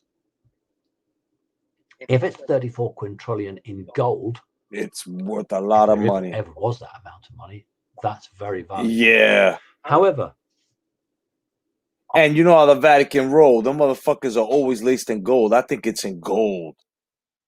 Fucking quintillion? Yo, you can mathematically get the fuck out of here with that shit, son. Word up. Calculators, bro. Cash registers, nigga. Anything that adds shit up, bro. Get the fuck out of here with that shit. Quintillion, dog? I ain't never heard of that shit. You motherfuckers till today ever heard of quintillion? Honestly, it's okay. We're all men here, bro. I think it's 34 quintillion electronically, that is backed against physical assets. That means it is valuable. So if it's 34 quintillion backed against a physical asset that may not necessarily be gold, then that is actually a realistic currency. This money is being gathered and got ready. I do believe America will go to the gold standard. I hope to goodness Britain goes back on the gold standard. I hope many countries do. But that will change the way you are charged interest, and I am charged interest by the banks or credit card companies or whoever it is. You go and buy a motor car, and you've got to pay extra interest on that. That is going to change. And the way that people are taxed, you go for a job, you pay tax. That's going to change too. Do you know, British people know this, but most people don't know, that tax in Great Britain is illegal. Shit. Hold on. I'm sorry, Mr. Parks. But hold that shit got me bugging out. Hold up. So that means that $1 quintillion, that means that shit, all the money that we blew in our past lifetime, the Vatican got that shit. So the money you bought on weed, the money you took a bitch out of and you wasted on the movies, they got all that shit. If you drew on a dollar bill back in the days, that shit is over there, the quintillions, bro. Quintillions. Fucking trillion dollars, bro. 34, not one at least, but niggas went overboard with this shit. 34 quintillion fucking dollars, bro. Lotto, step your game up. Niggas want quintillions now. Fuck billions and trillions. We talking quintillions, bro. Legal. It was brought, I don't know if it was Mad King George, but one of the kings wanted a war. Ancient Britain was always fighting wars. And he didn't have enough money. So he had this fantastic idea to charge a penny in the pound on tax on people's money that they were paid wages, we call income tax. I don't know what you call it in your other countries. Shit. And I don't even know what to call it anymore. Never ratified into law except that 1 year. Do you know, in the British Parliament, the British lawmakers, the first thing they enact every time they have a new parliament is to repass this law. Every time. It's the very first law they pass, that we will approve the raising of taxes for the government. Well, if we get this financial change, things like that are not going to sit so well with the new concept. And so I think we are looking at a new freedom. So it's not just about President Trump or the Republicans and the Democrats. It's not, in its narrow sense, just good and evil. It's about everything. About the flowering and the development of humanity. Because how in the name of the Lord can you flower and develop when you are being crushed on every side by the system? You know, most of us, we do a job, whatever that job is, we get money, and then all the system wants is to come in and take that off you until you're left with that much. And you look at it and you think, yeah, but I've got a phone, I've got a car, you know, I want to buy food, I've got to pay for heating, I've got to have clothes. And that's the system.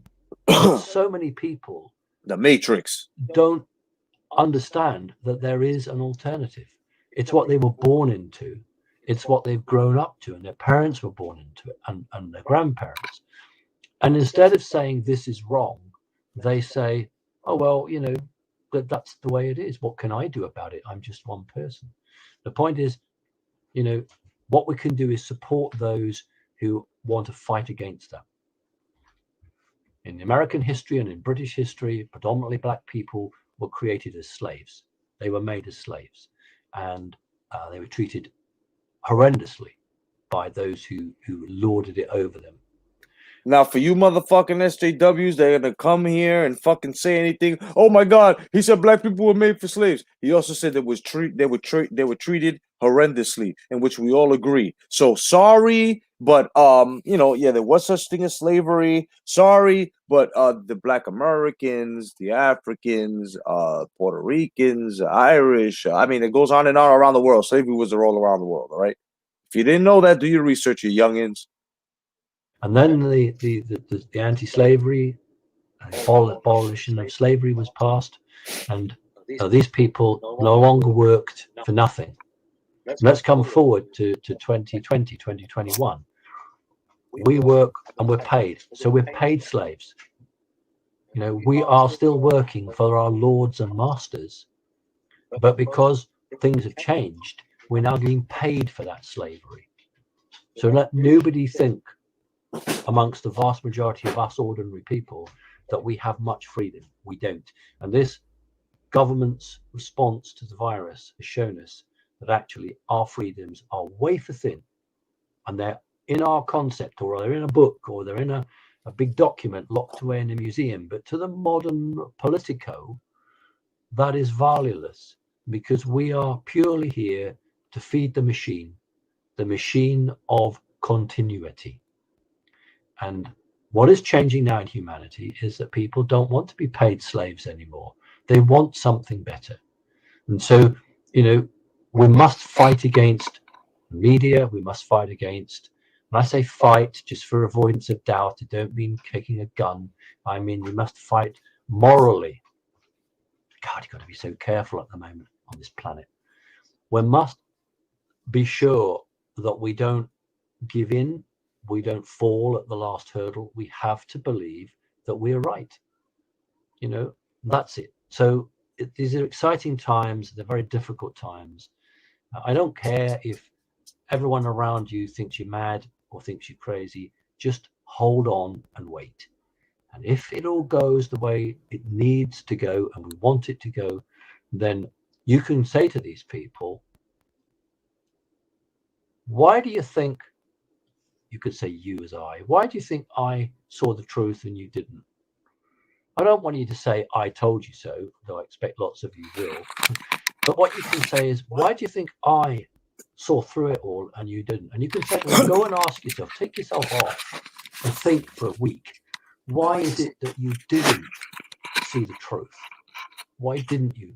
What is it that stopped you seeing the truth? And do you know what? Once we get all this, nobody will ever laugh at any of you again. Nobody will say you're crazy or a conspiracy theorist. Yep. Nobody will hold that against you. And when you speak, people will listen to you. Because in this sea of madness, there are a few people, and many millions of you, but there are billions of people who don't listen. There are many millions of you who actually have got it right. And like you, the big game for me is mainstream media. Oh, what a joy to see that come down. What a joy for that to be out and the truth to come out and then to be reestablished back on. And you can proudly go out into your communities and look people in the face and say, well, of course, I knew it. That's why I know so many of you are really, really wanting this to happen. And I do understand that. And I have, for what it's worth, I have taken that message to the very people who make those decisions.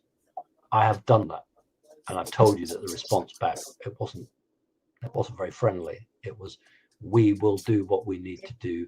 We cannot have our timelines changed just because, you know, people want some action, you know, but they do understand.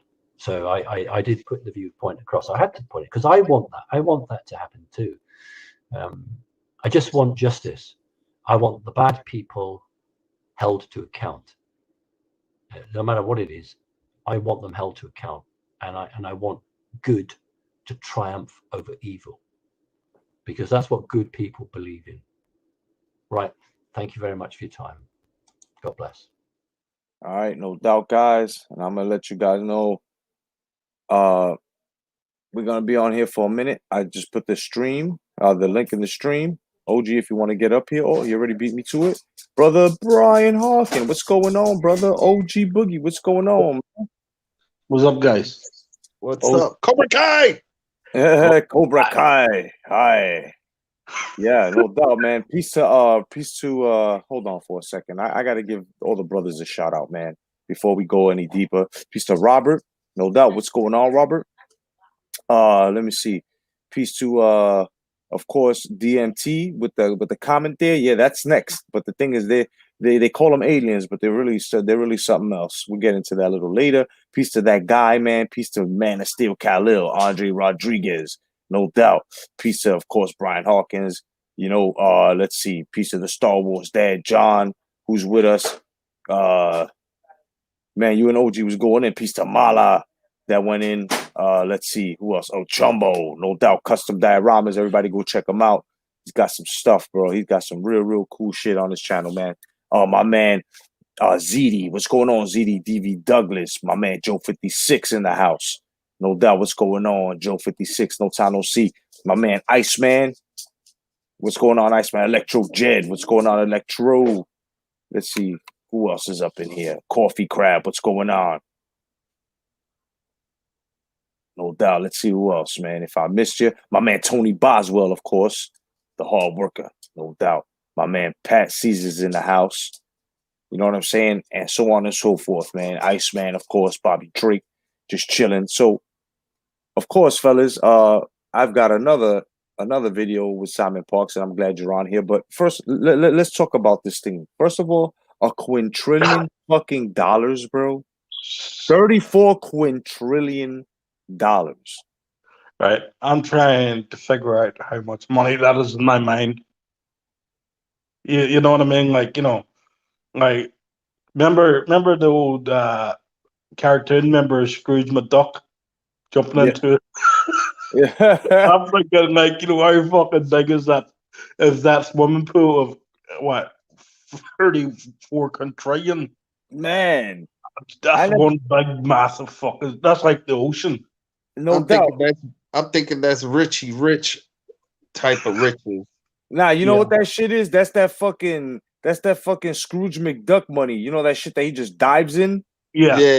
That's that shit right there, bro. DuckTales. Woo! Scrooge McDuck.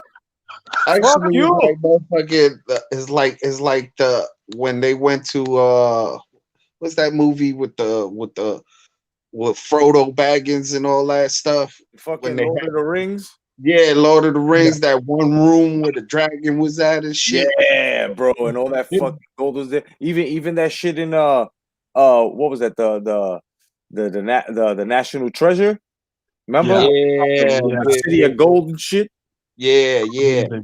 Crazy. Man, that's fucking nuts, bro.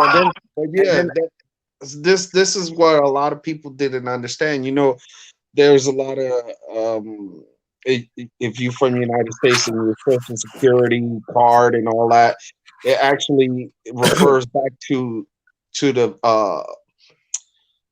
Britain. That's why when most of the people that came over from Britain, they didn't want to pay the taxation and stuff like that. But who was actually fronting all that money was the Vatican, when between the wars and stuff, secretly. Oh yeah. Everybody, welcome my man TJ. Oh, what's going on, TJ? Shut up, TJ, man. Oh man. What's up, Hulk smash! What's up, bro? What's going on, brother?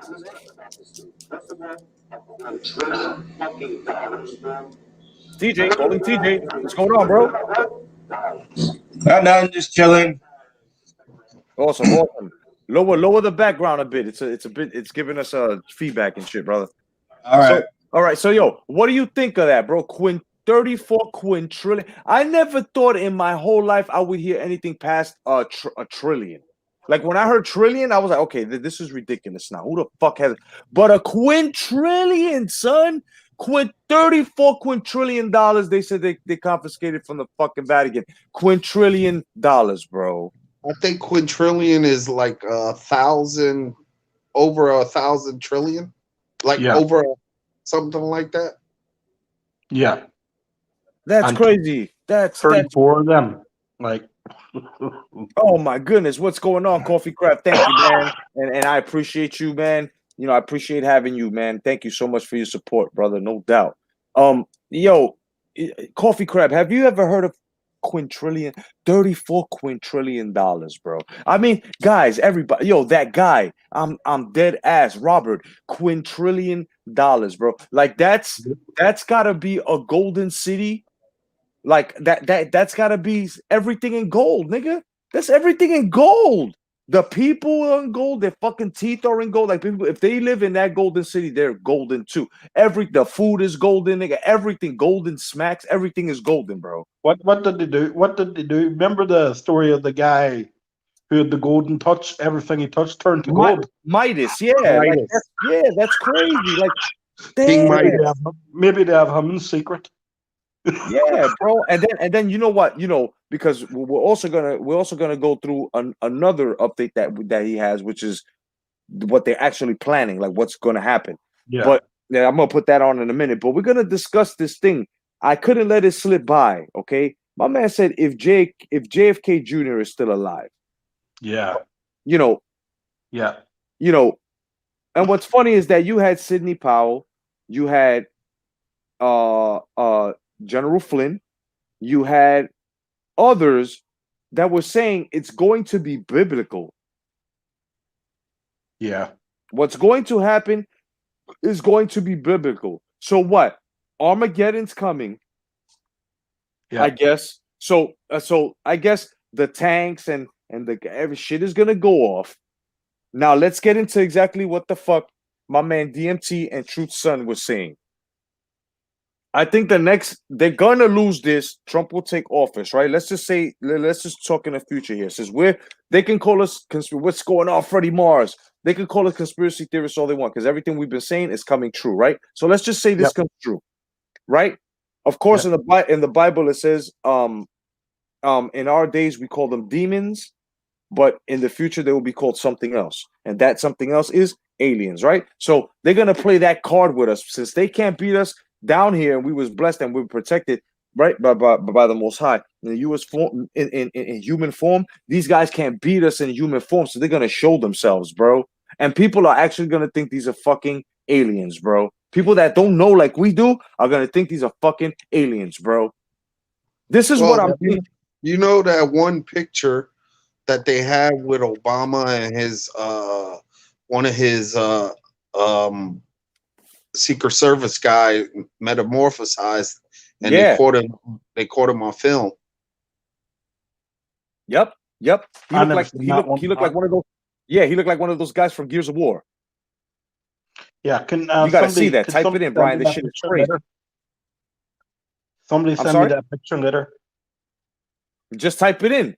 Type it in on YouTube. It's better if you see it. It's not a still. It's what OG's talking about. It's an actual film. Somebody was in there on some secret shit, and while this thing was going on, this I don't know what it was. It was a get together. You see his Secret Serviceman, this big guy, and all of a sudden, it was like a conference, and it was in the White House, and the Secret Service guy, he looked at ordinary, and then all of a sudden, when he got next to Obama, they said something, and then he metamorphosized, and you could see like his face transformed. Yeah. And then for a quick second, and then he turned back to a regular man. You were like, "Oh shit, what the fuck?" Yeah, yo, this shit. Okay. I'll look that up. Yeah. Can I also mention something else he said there? The CGI, they're going to CGI the frickin' right. His inaugural speech, right? But here's the funny thing, right? And they say they're going to stop him at the door. I could see CNN saying him going through CGI and that bullshit too.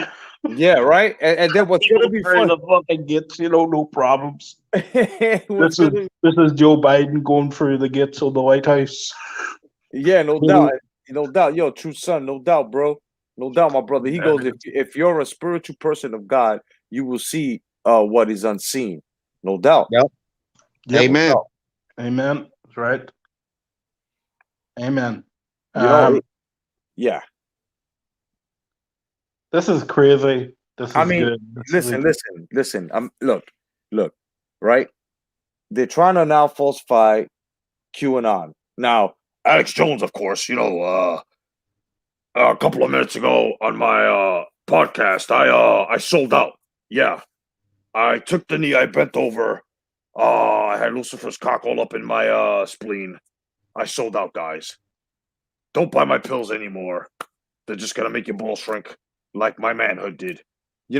This fucking This fucking guy, Alex Jones, came out and said that QAnon is an FBI op. And what's sad here is that all the events that have been happening that he has been calling has not been happening. But meanwhile, we're being shown by us, which are what are we? We are We are. Oh, what do you call it again?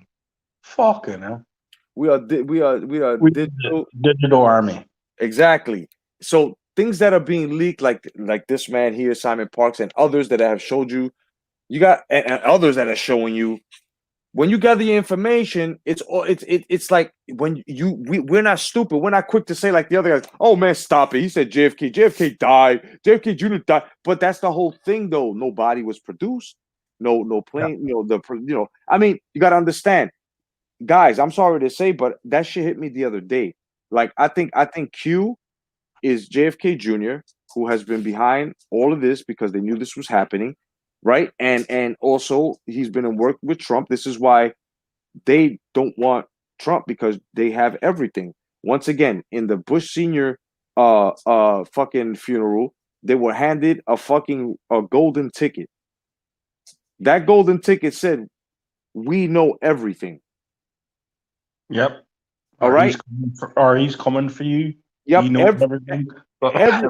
Everybody got one except Jimmy Carter, which was the most Christian president we've ever had in the seat.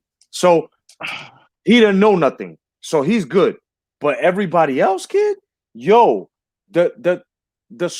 that Trump came out and told General Flynn, I didn't know the swamp was this fucking deep. Yeah. I think he was hoping to get it done a lot quicker than this. Yeah. Certain things, for me, I think certain things had to play out. Yeah. For him. You know, like they tried to impeach him the first time.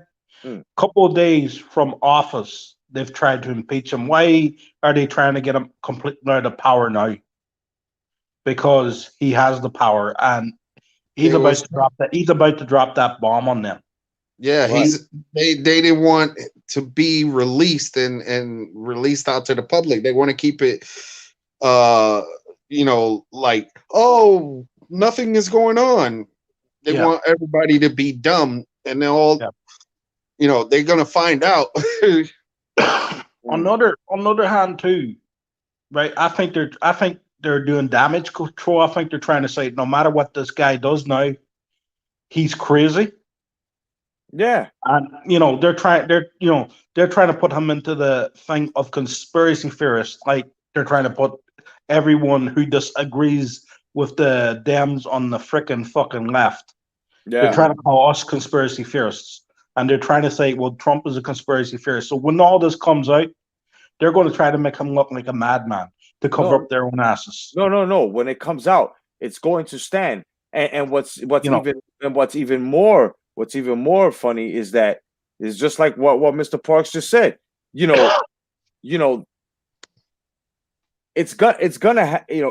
it happens, it's going to be the Great Awakening. You know what I'm saying? It's going to be a Great Awakening. Everybody's going to realize, holy shit, wow, like holy crap, right? That's when we get our 7 years of peace, and then that's when these motherfuckers show themselves, and that's it. It's the trials and tribulations, son. Yep, and that tells me, in the aspect of that this is going through. Jesus Christ, I just lost my train of thought. I had it in my head. Fucking hell. Gone ahead. Somebody else can go, but I'll get it back. TJ, you got anything to say, brother? Hulk smash! TJ's just hanging out. He's just hanging out on the panel. All right, man. So I'm just saying, the reason why these people right now the FBI, but which FBI? Because we are divided in the FBI. You got FBI that are with Trump, and then you got FBI that was with the rest of these fuckers, the Obama FBI. So now they're trying to debunk it too and say, and that's when you know that it's true. If you've got such a bit, and now the FBI is trying to say, yeah, it's our psyop. We're doing no, it's not. Yeah. So now they know that. Now they know that everybody is an emotional mess. Most of us are emotional mess. Most of us are scared. Most of us are confused. That's what they're working on. So they figure, you know what?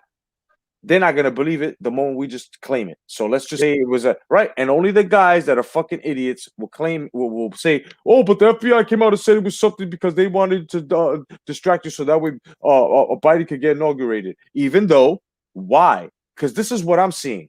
If you have to call, if Pelosi, because she only has control of the National Guard, from what I heard, that's it. Pelosi calls in that. If you needed the National Guard, period, then obviously you didn't get voted in, Biden. Obviously, we didn't vote you in if you need protection from us. Because this is what you guys are saying. I doubt they even know why they're there. Oh, for safe transition of power. Pence was there the other day talking to them. The National Guard inside, okay, we're gonna do a quick transition of power. A lot of people saying that they're doing a lot of acting. Like the reason why Pence did that is because he's acting. Yeah. You know, like everybody, the Republicans that are going up against Trump, they're making believe, because when it leads up to that day. But I don't believe that the like Pence, I don't believe he acted. I think he actually got bought out. They gave him that you saw it. I pointed it out to you guys. There was that 30 pieces of silver. Yep, that's a swearing to the Illuminati, that gold coin with the red. I'm telling you, man. Right? So unless if he is acting, okay, he accepted it. That's evidence that can also hide. I mean, war crimes, everything, all types of crimes, even crimes of celebrities dying, this Illuminati shit. They can take them now and prosecute that and bring that whole cabal down, son. Yeah. And you want to know something too? When they do that, I hope it trickles to other countries around the world. No, but that's the whole thing. Once they get the Bilderbergs, Rockefellers, all of them guys, you guys got nothing to worry about. Yeah. You guys have nothing to worry about. England has nothing to worry about after that. Because once that happens, now it's just the little guys. Now it's up to England, right? It's up to you. It's up to them to now go and clean up the little guys. Now go get the little fucking sharks. Go get them little basses. Just Parliament. Yep. They go after Parliament. Go after the people that sold their country. You know what I mean? Yep. That's it. That's all they got to do. You know. Can I say something to Trump supporters during the inauguration? Just stay away from Washington D.C. Just stay home. Stay home. Let these people do their job. Let them do what we want them to, and that's just throw the cabal out of their safety zone. Let's put the cabal, and I'm going to call them the cabal, the 1%ers, whatever you want to call them. You know, let's just let get these people. You know, let's throw them out. Just stay out of it.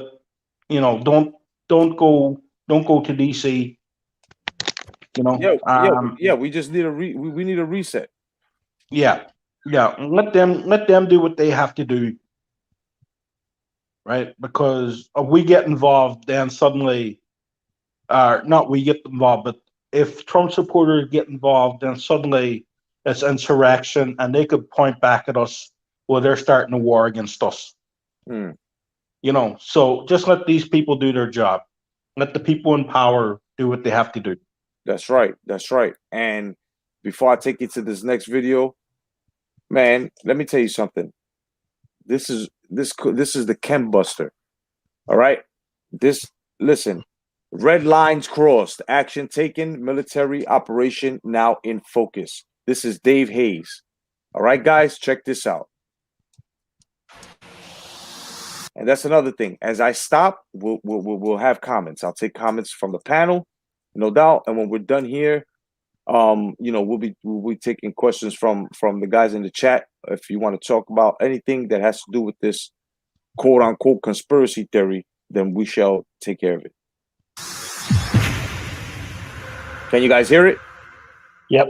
Review is brought to you by My Patriot Supply. When you think about the future of the country and where we're headed, do you wonder about the food supply? Disruptions in the food supply chain could be disastrous, and they usually occur with little warning. That's why the smartest thing you can do today is to stockpile emergency food, water, and other essentials. The Red Cross recommends having at least 1 month's worth of food and water for everyone in your household. But make It's funny how they're advertising this shit, right? Real funny how all of a sudden they're advertising this ready by the hour fucking packages and shit that you can order. And notice how they're saying, and hurry, order now.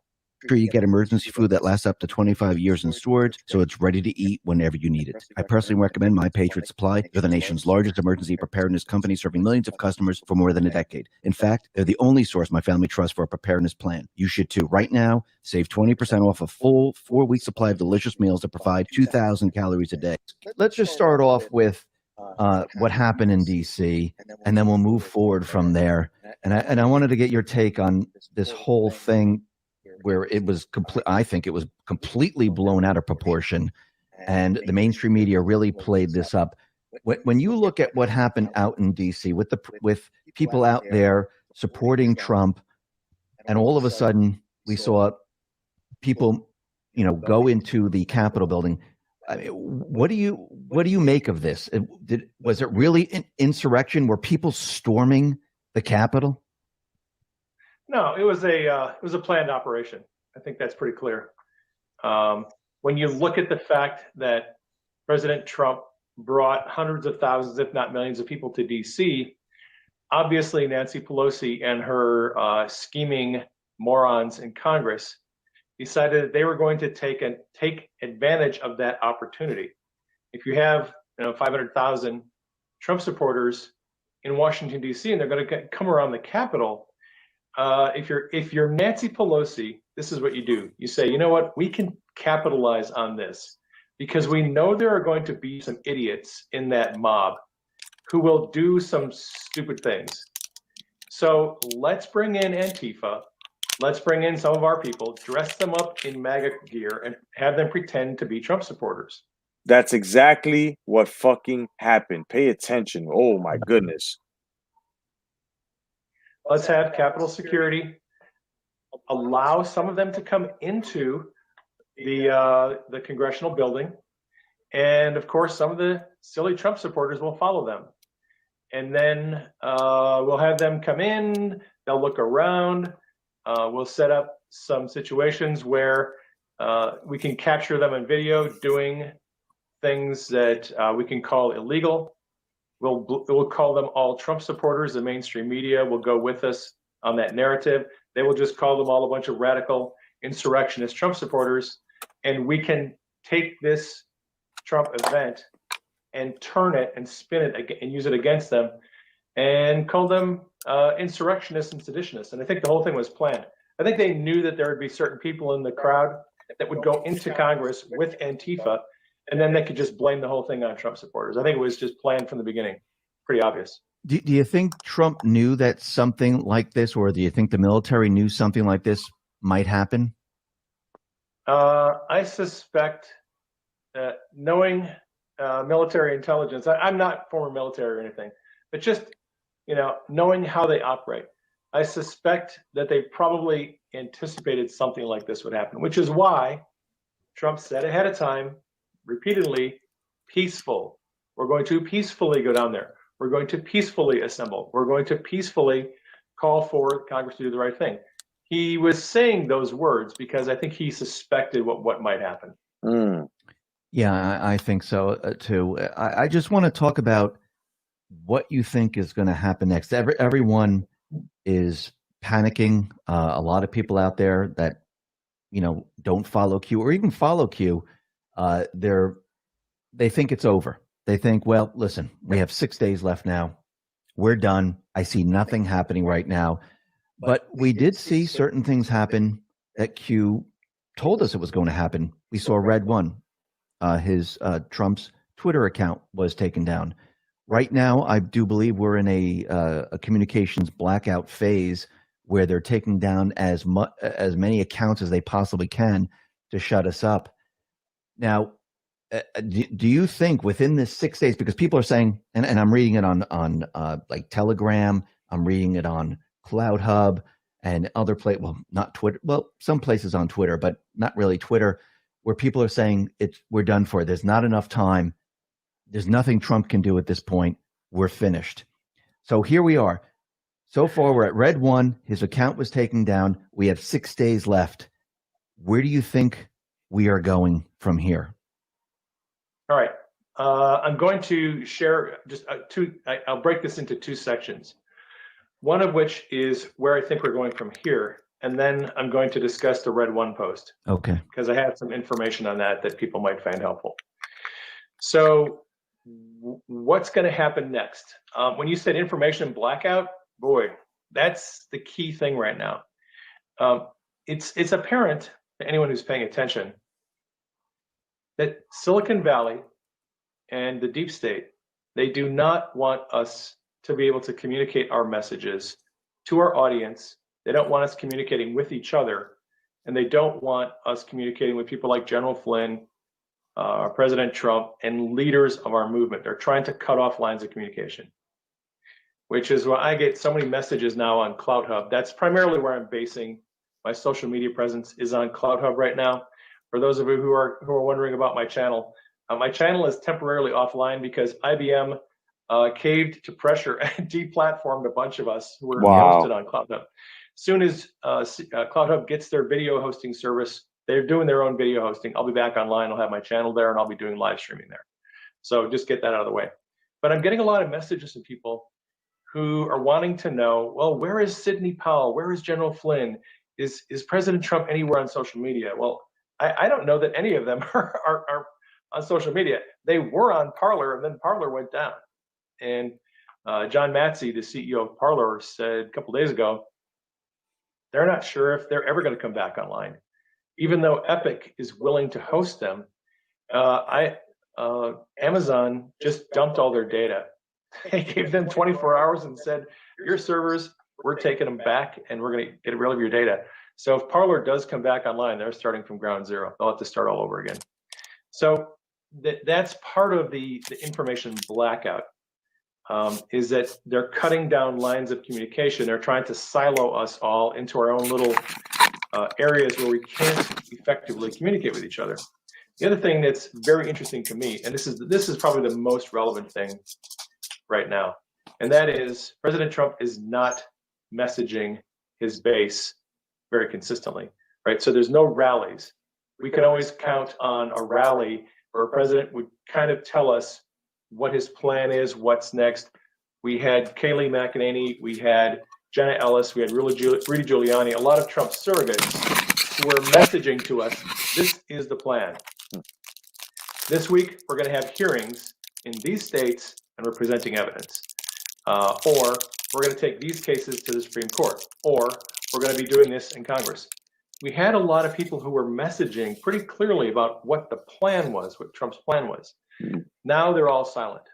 There isn't anybody who is close to President Trump who is giving us a clear message about what they're planning on doing. And that's problematic for a lot of people because they're used to getting clear messaging about what Trump is planning on doing. Right. And right now, we are in the thickest fog of war we've probably been in 4 years. Because not only are people being removed from social media, but people close to Trump are not messaging. They're not broadcasting. They're not telling us what's going on.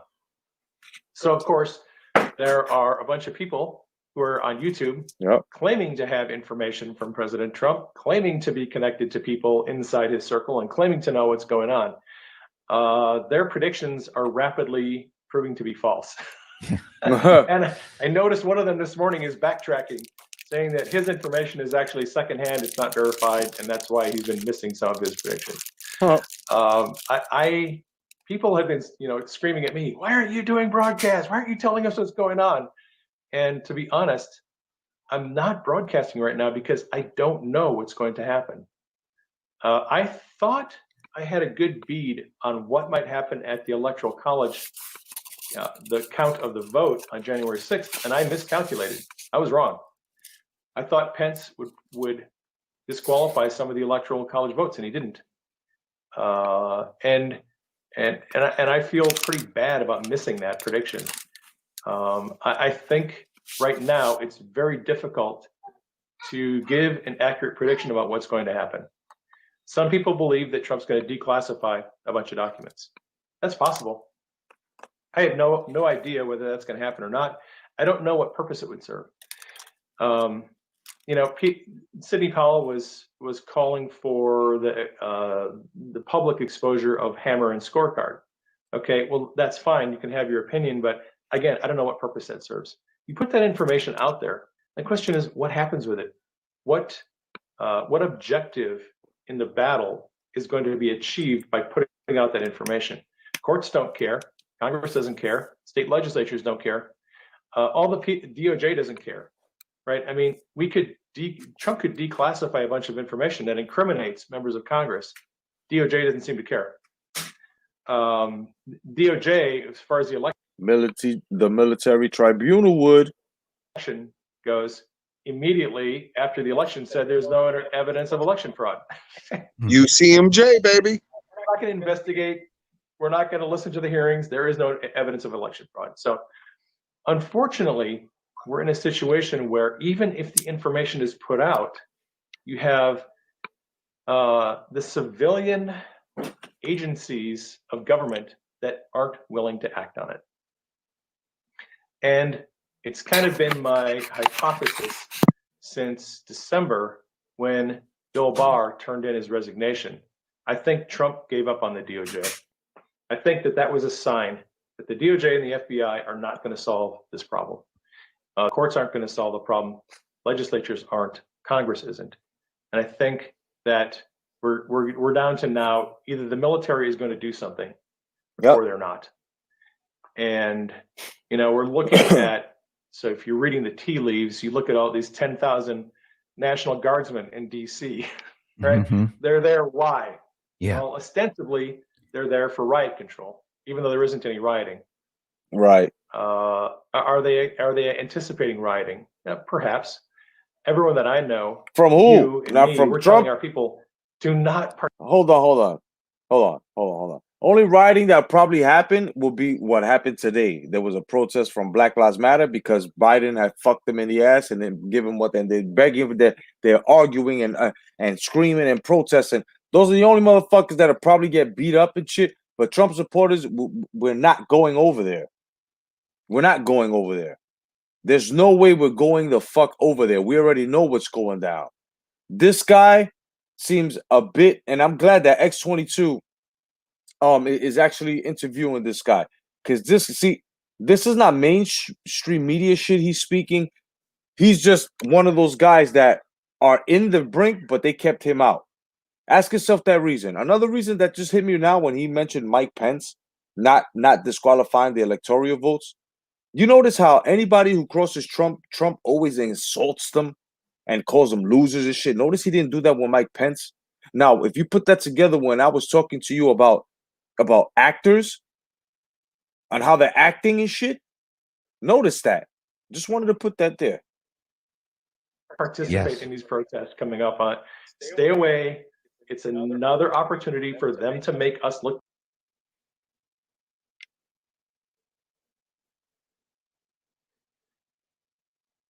Uh-oh. Shit paused on us, fellas. No, they censored you. They censored me? Really? No. Oh, I was about to say. Right now, what we should be doing is staying at home and observing what's happening. I want to make clear to our audience, you should not be involved in any of these protests or demonstrations or whatever you want to call them. Just stay at home, be safe, and wait. You know, after the 20th, I think it'd be time to reassess where we're at. If the military does something between now and the 20th, then that tells us that Trump, that tells us what his plan is. If nothing happens and Joe Biden is inaugurated on the 20th, then we have to reassess as individuals and as a community and decide what we're going to do going forward. I just think it's very difficult to know with any certainty what is going to happen. Now, that isn't to say that there aren't any messages being sent out. There are. if you look closely at Pompeo's Twitter timeline and his messaging, I think he's sending out some signals. Nice. Okay. See? He's letting us have it very, very slow. I see where you're going with this, my friend. Okay. You have to be very good at reading the tea leaves and understanding the subtle nuances of those messages. But I think Pompeo is sending out some signals that things are not as they seem, and that's what God is showing me. I've been getting regular messages from God, and he continually shows me things are not as they seem. I think Trump has some things planned he's not telling anyone about. And I think that a lot of people are going to be surprised. Mind you, I just found out Dave Hayes is a prophet, son. Just letting my brothers hear, he's a prophet, son. He seems very, very, very calm. If you look at Trump, I mean, it doesn't seem like this is, I mean, think about what's happening to him right now. He's losing his businesses. People are canceling contracts. He knows that if Joe Biden is sworn in and he becomes president and he does nothing, what's going to happen to him? What's going to happen to those people that supported him? This is a really no-win situation for everyone around him. Yeah, and it's makes a zero-sum game. Yeah, and they know that. Yeah, I guarantee you, whether the president has buy-in from the military or not, he has been negotiating with the military on a plan. And I noticed that the Joint Chiefs put out a letter a couple days ago stating that they were going to cooperate with a smooth transition of the Biden administration. Well, that's fine. That's what I would expect the Joint Chiefs to do. However, they're not running the military. Secretary of Defense, Acting Secretary of Defense Miller is the one calling the shots. Yes. And we don't know what Miller's plans are. But come on. Do not stop. Deep State, get off our dick. Deep State. Come on, let it play, Deep State.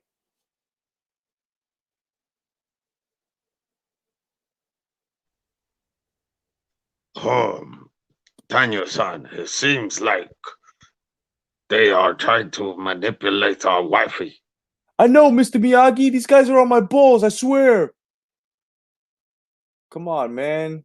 Why? Why do this now? Hey, never mind Deep State trying to manipulate his wifey. I would. Again, it's highly relevant.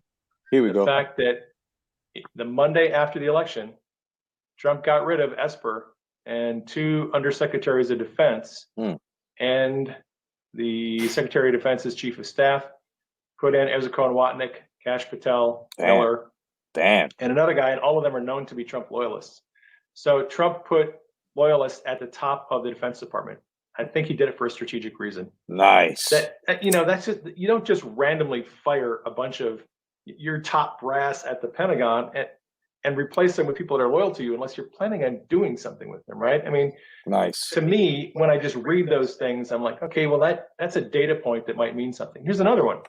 Trump goes down to Alamo, Texas, 2 days ago to hang out at the wall. Okay, the Alamo, symbolically, what does the Alamo represent? Right. I agree. Is that a message? Is that a message to the base? Hey, if you're reading the message, the nonverbal messaging, are you picking up what he's laying down? Here's another one. So this morning, we get a schedule announcement from Mike Pence. Guess where he's going to be on Sunday? Which is today. Mike Pence is going to be in New York visiting the 10th Mountain Division. Okay. On the 17th. Now that sounds very familiar. So let me just. I saw that and I was like, "You've got to be kidding me." Let me just say this: a lot of people think that Pence is a complete traitor. Lynn Wood has been out there saying that he has information on Pence. People write into me saying, no, he's a traitor. He didn't do his job on January 6th. And, we can't trust him. So Okay. what's your take on Pence? I was pretty hot on the 6th. Very disappointed. I think we all were. Yeah, I was just about to say that we all were fucking pissed at Pence. We started calling that motherfucker mummy face motherfucker. I mean, we went in on him. He looked like a boiled noodle, that motherfucker. Because I think he Your had plan. an opportunity, and I think he had a constitutional imperative to fix that problem, and he didn't. Now, I will say this. I'm really sick of people calling everyone a traitor.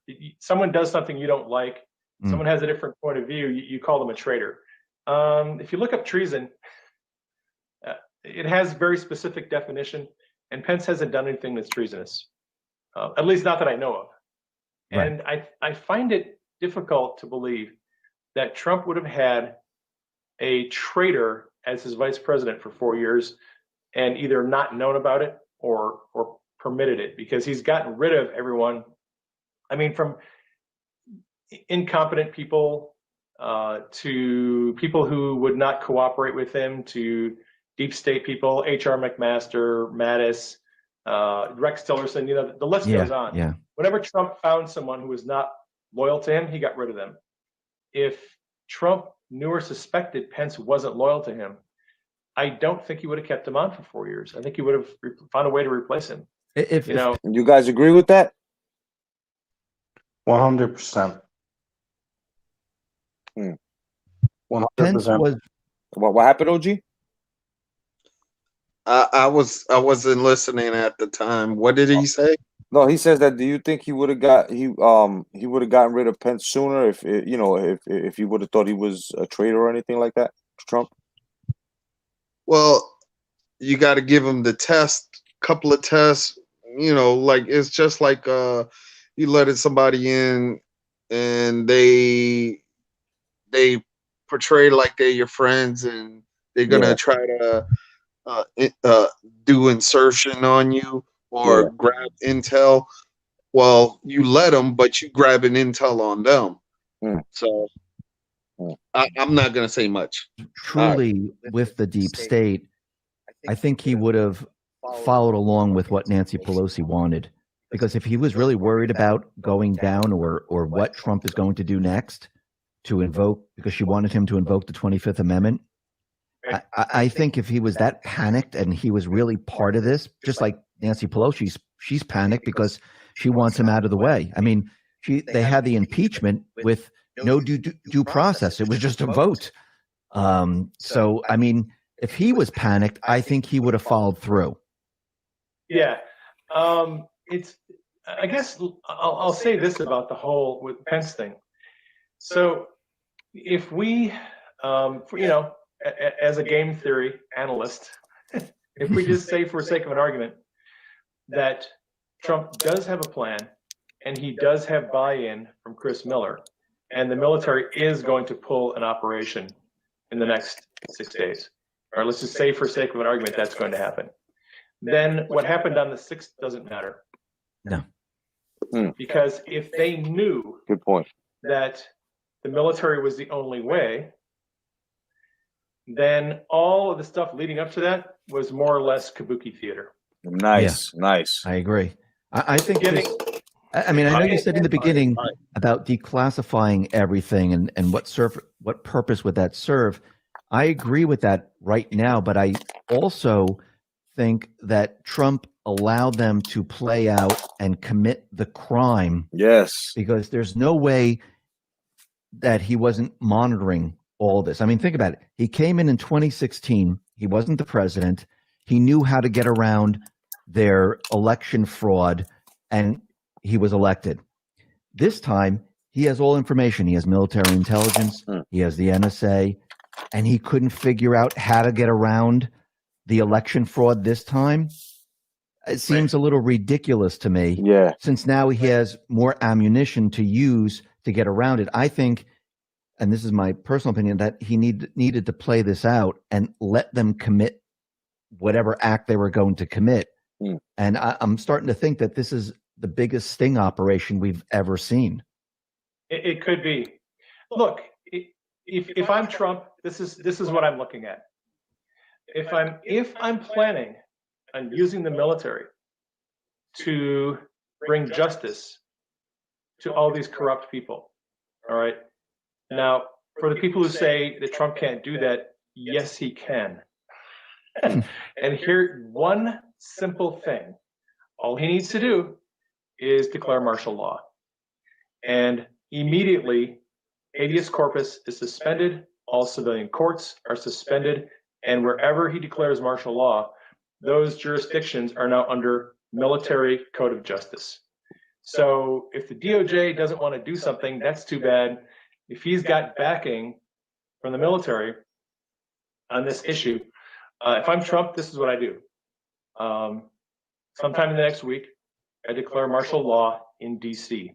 It's already under a state of emergency. Yep. Trump just signed the order declaring Washington, DC under a state of emergency.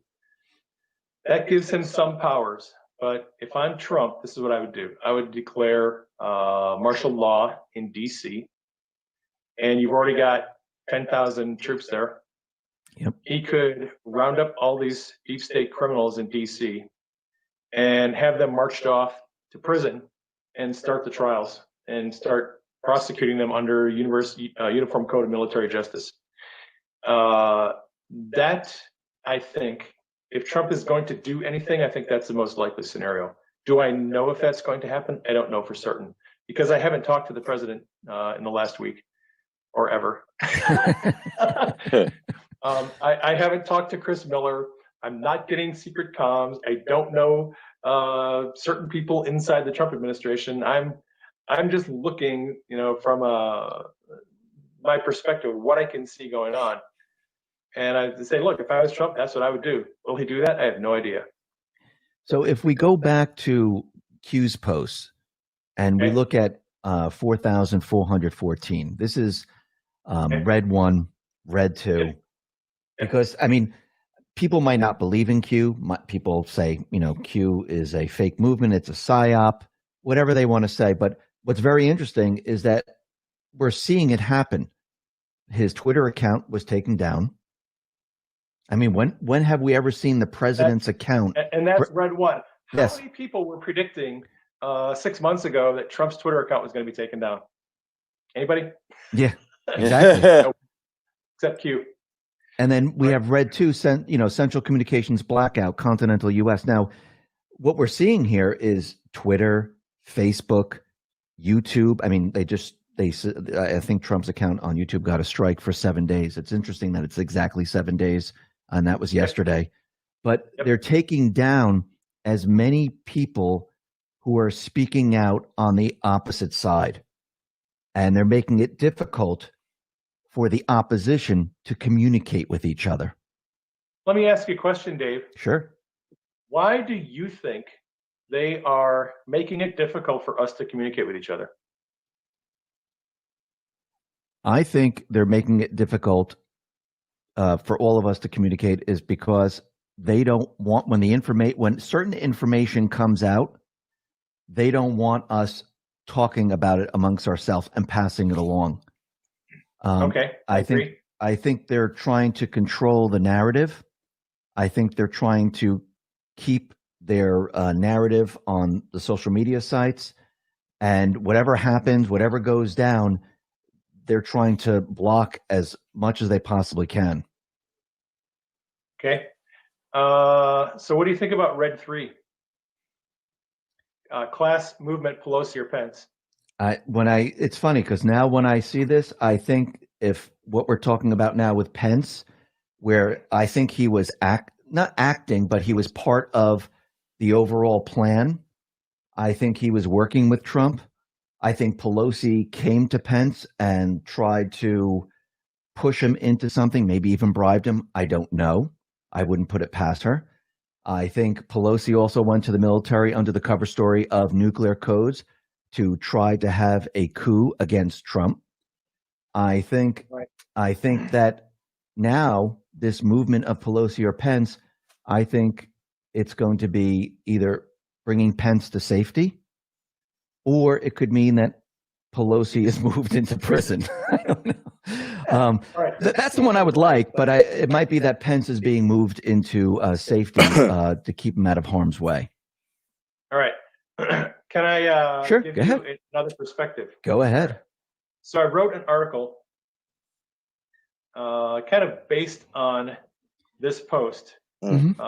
on the 10th of January, Uh-oh. 4 days ago. And I got an interesting comment on that blog post from a guy who is former military, and he used to write military operation plans. And he left this comment on that post. So I'm just going to read it. I'm retired and have active duty experience in developing military O plans. Military O plan is a military operation plan. And he says this, he says red lines, in parentheses, red 1, red 2, etc. So there's red 1, red 2, red 3, red 4. The military refers to those as red lines. Okay. Red lines are predefined events which trigger specific sets of military actions and responses. When you think about the future of the country and where we're headed, do you wonder about the food supply, disruptions in the food supply?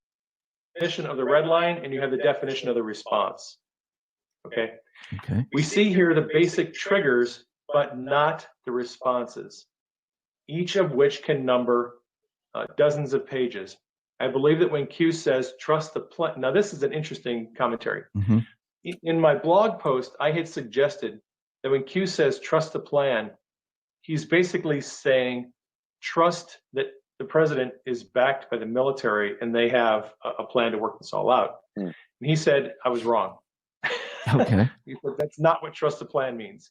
He said, when Q says trust the plan, he's referring to a specific operation plan that was developed some time ago, even before Trump was elected. And I believe that the above red line items are extracts from that plan. This is important because the operation plan is no small document.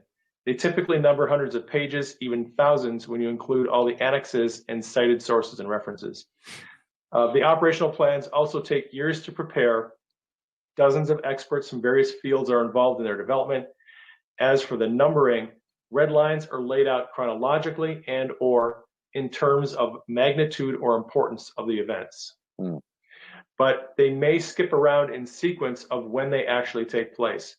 Always remember this is a planning document, and the planners never have 100% certainty as to what will happen, in what order or when, because you have battle plans, and then as soon as you engage the enemy and the enemy takes action against you, you adjust your plan according to their response, right? Yep.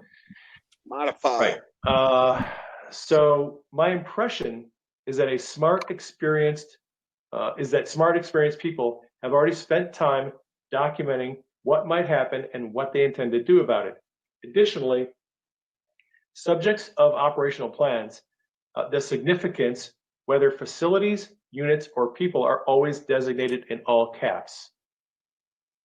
Okay. Okay. So any individual, any resources or facilities are always written in all caps in an operation plan. And he says, that reinforces to me that these red lines were written by military professionals. The thing that really stands out to me is the phrase Pelosi or Pence. Either person's movement will trigger the same set of responses. Okay. Nice. Okay, because Pelosi or Pence, either one of them doing a move is going to trigger the same response. Nice. So Right. it's a move that they're going to make. That's Pelosi or Pence is the trigger that's Okay. going to set in motion a response by the military. Okay. And they're equivalent. So whether the move is by Pelosi or Pence doesn't matter. The same reaction is going to take place. Okay. All right. We all know Pelosi's goals and motivations, and that red line equates to the two of Pence and Pelosi having similar goals and motivations requiring a similar response. So he is suspecting that Pence may be actively working against Trump, and a movement by Pelosi or Pence is going to have the same threat to President Trump, and it's going to trigger the same response. That's his assessment. So I emailed him. That's the end of his comment on my website. So I emailed him and I said, hey, can you tell me more about these operation plans? And this is what he wrote back. He said, from my experience, these red lines really look like they were taken from an O plan. But beyond what I posted, I can't really state or interpret Q's post or the meaning of the red lines with 100% authority. I can tell you a little more about O plans in general. They're numbered, and there is at least one for each U.S. theater of operations. You go on Wikipedia and look up O plan. They have a couple of numbered operation plans that are known, that have been disclosed to the public. I think most of them deal with North Korea. Anyway, I'm going to continue. Each O plan addresses a theater level problem that U.S. forces might encounter. For example, what to do if North Korea attacked South Korea? What to do if China attacked Taiwan? The 6 red lines that Q posted look like a subset. What's a PSYOP, OG? It's a PSYOP plan. Basically, you have contingency. Depending on what the contingencies are, you know. Nice. O plans that I've worked on typically contain dozens of red lines, depending on what events are anticipated to be monitored and or threats to be neutralized. Okay. O plans are typically classified for your eyes only or secret, but they almost always have top secret or higher appendices and annexes. Okay. In addition to laying out a scenario with threat conditions and pre-planned military responses, they also contain listings of forces and capabilities required to execute the response. They also contain listings of, as well as the activities required to bring those units and capabilities into theater, as well as transfer the appropriate level of command and control to the in-theater commanders. They usually include a lot of logistics information, facilities, basing information, as well as common plans to ensure continuity of command, control, communications, computers, and intelligence in contested environments. As I said in my post, the item that stood out to me the most was equating Pelosi and Pence with one of the red lines. Now, it may be that they were both listed in the same red line because they're both in the National Command Authority line of succession and continuity of government. That's what I initially thought when I read this post back in June. But in light of the events of January 6th, I now think Pelosi and Pence represent equivalent threats and are to be handled in a similar way. Either way, it's speculation on my part, but I'm absolutely convinced when Q says trust the plan, he's referring to a real, actual, mature, developed plan of action, not some notional plan, as this also ties into Q's assertion of being military intelligence. So that is what this guy wrote.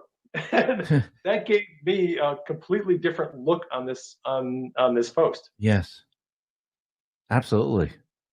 Now I see it completely different. Now when I'm looking at it, it's very so. We found out that Pence, he went to where the 10th Mountain 1st Marine. He is going there Sunday. The 17th. He's going to visit there. Yeah. And what do you think that means? Well, what's your interpretation? You and I, as Anons, having read the posts, we know if you look at Red 4, movement of military assets, specifically the 10th Mountain 1st Marine Division, right? CPSD, we know is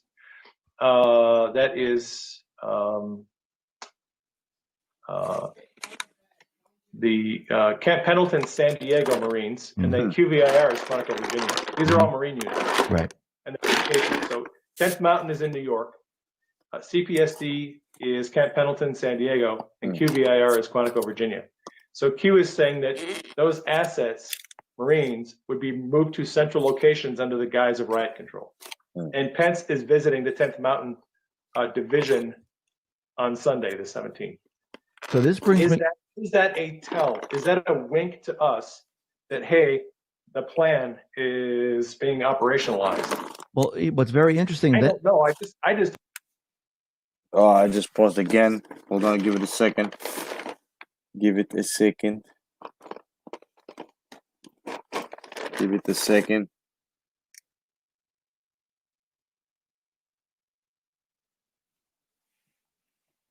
He was just letting us in. Come on. Come on. Take it home. Take it home, Rocky. So, Brian, what do you think so far? Yeah, so far, well, there seems to be a lot of guessing, but it is so very far, interesting because then you have to I'm go. sorry. Go ahead. So far, what? no, so far there seems to be a lot of guessing, but what he's saying is there's definitely a strategic plan. There's something he said that people who are loyal to Trump, people were disloyal. I hope that's not the case. I hope it's the people who are loyal to doing the right thing and the truth. Yeah. All because long after Trump's out of office, hopefully these people will be in position of power to still do that. Yeah. And he was kind of wrong. That guy, 10th Mountain Division is Fort Drum, and it's an Army unit. Plus, they train high elevation and snow. Because I was with the 10th Mount up in Colorado. Yeah. Oh, cool. Yeah, but that's what I think. No, just that wee point. Just people who are loyal. I hope Trump is just bringing in people who are just loyal to the truth and doing the right thing. Yeah, definitely. Long after his term. I hope so, man. Let's get this. Hell yeah. So, but yeah, I agree with a lot of what he's saying so far. Yeah. Hell yeah. So, but that's the one back thing to I when would. Chris Miller was speaking to Pence, and he went out off his script to talk about how they were working together.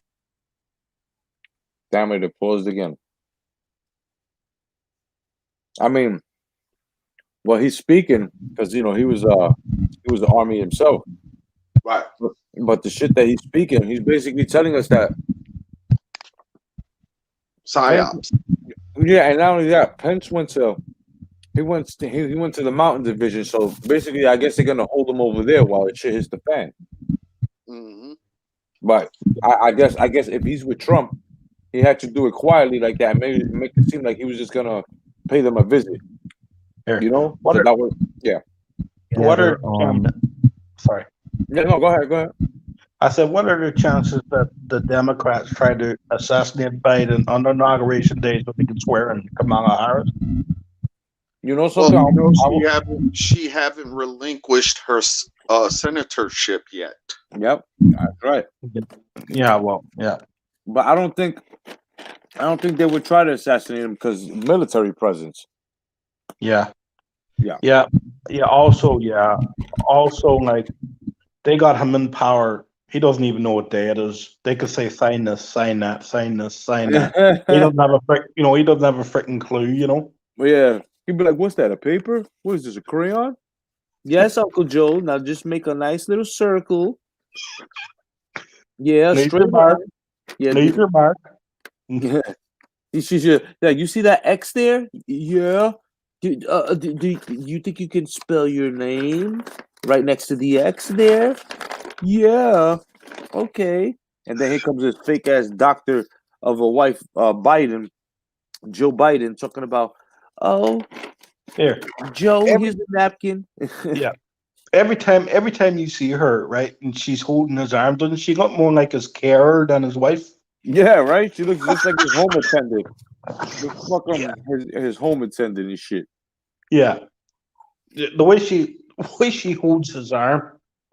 She's like holding him up. The way she holds his arm, yeah, it's like, she's his carer. What they consider that as a care provider. Yeah, a fucking home attendant. Yeah, that's just hilarious because she's basically holding him up. She's propping him up and shit. Yeah, Weekend at Joe's.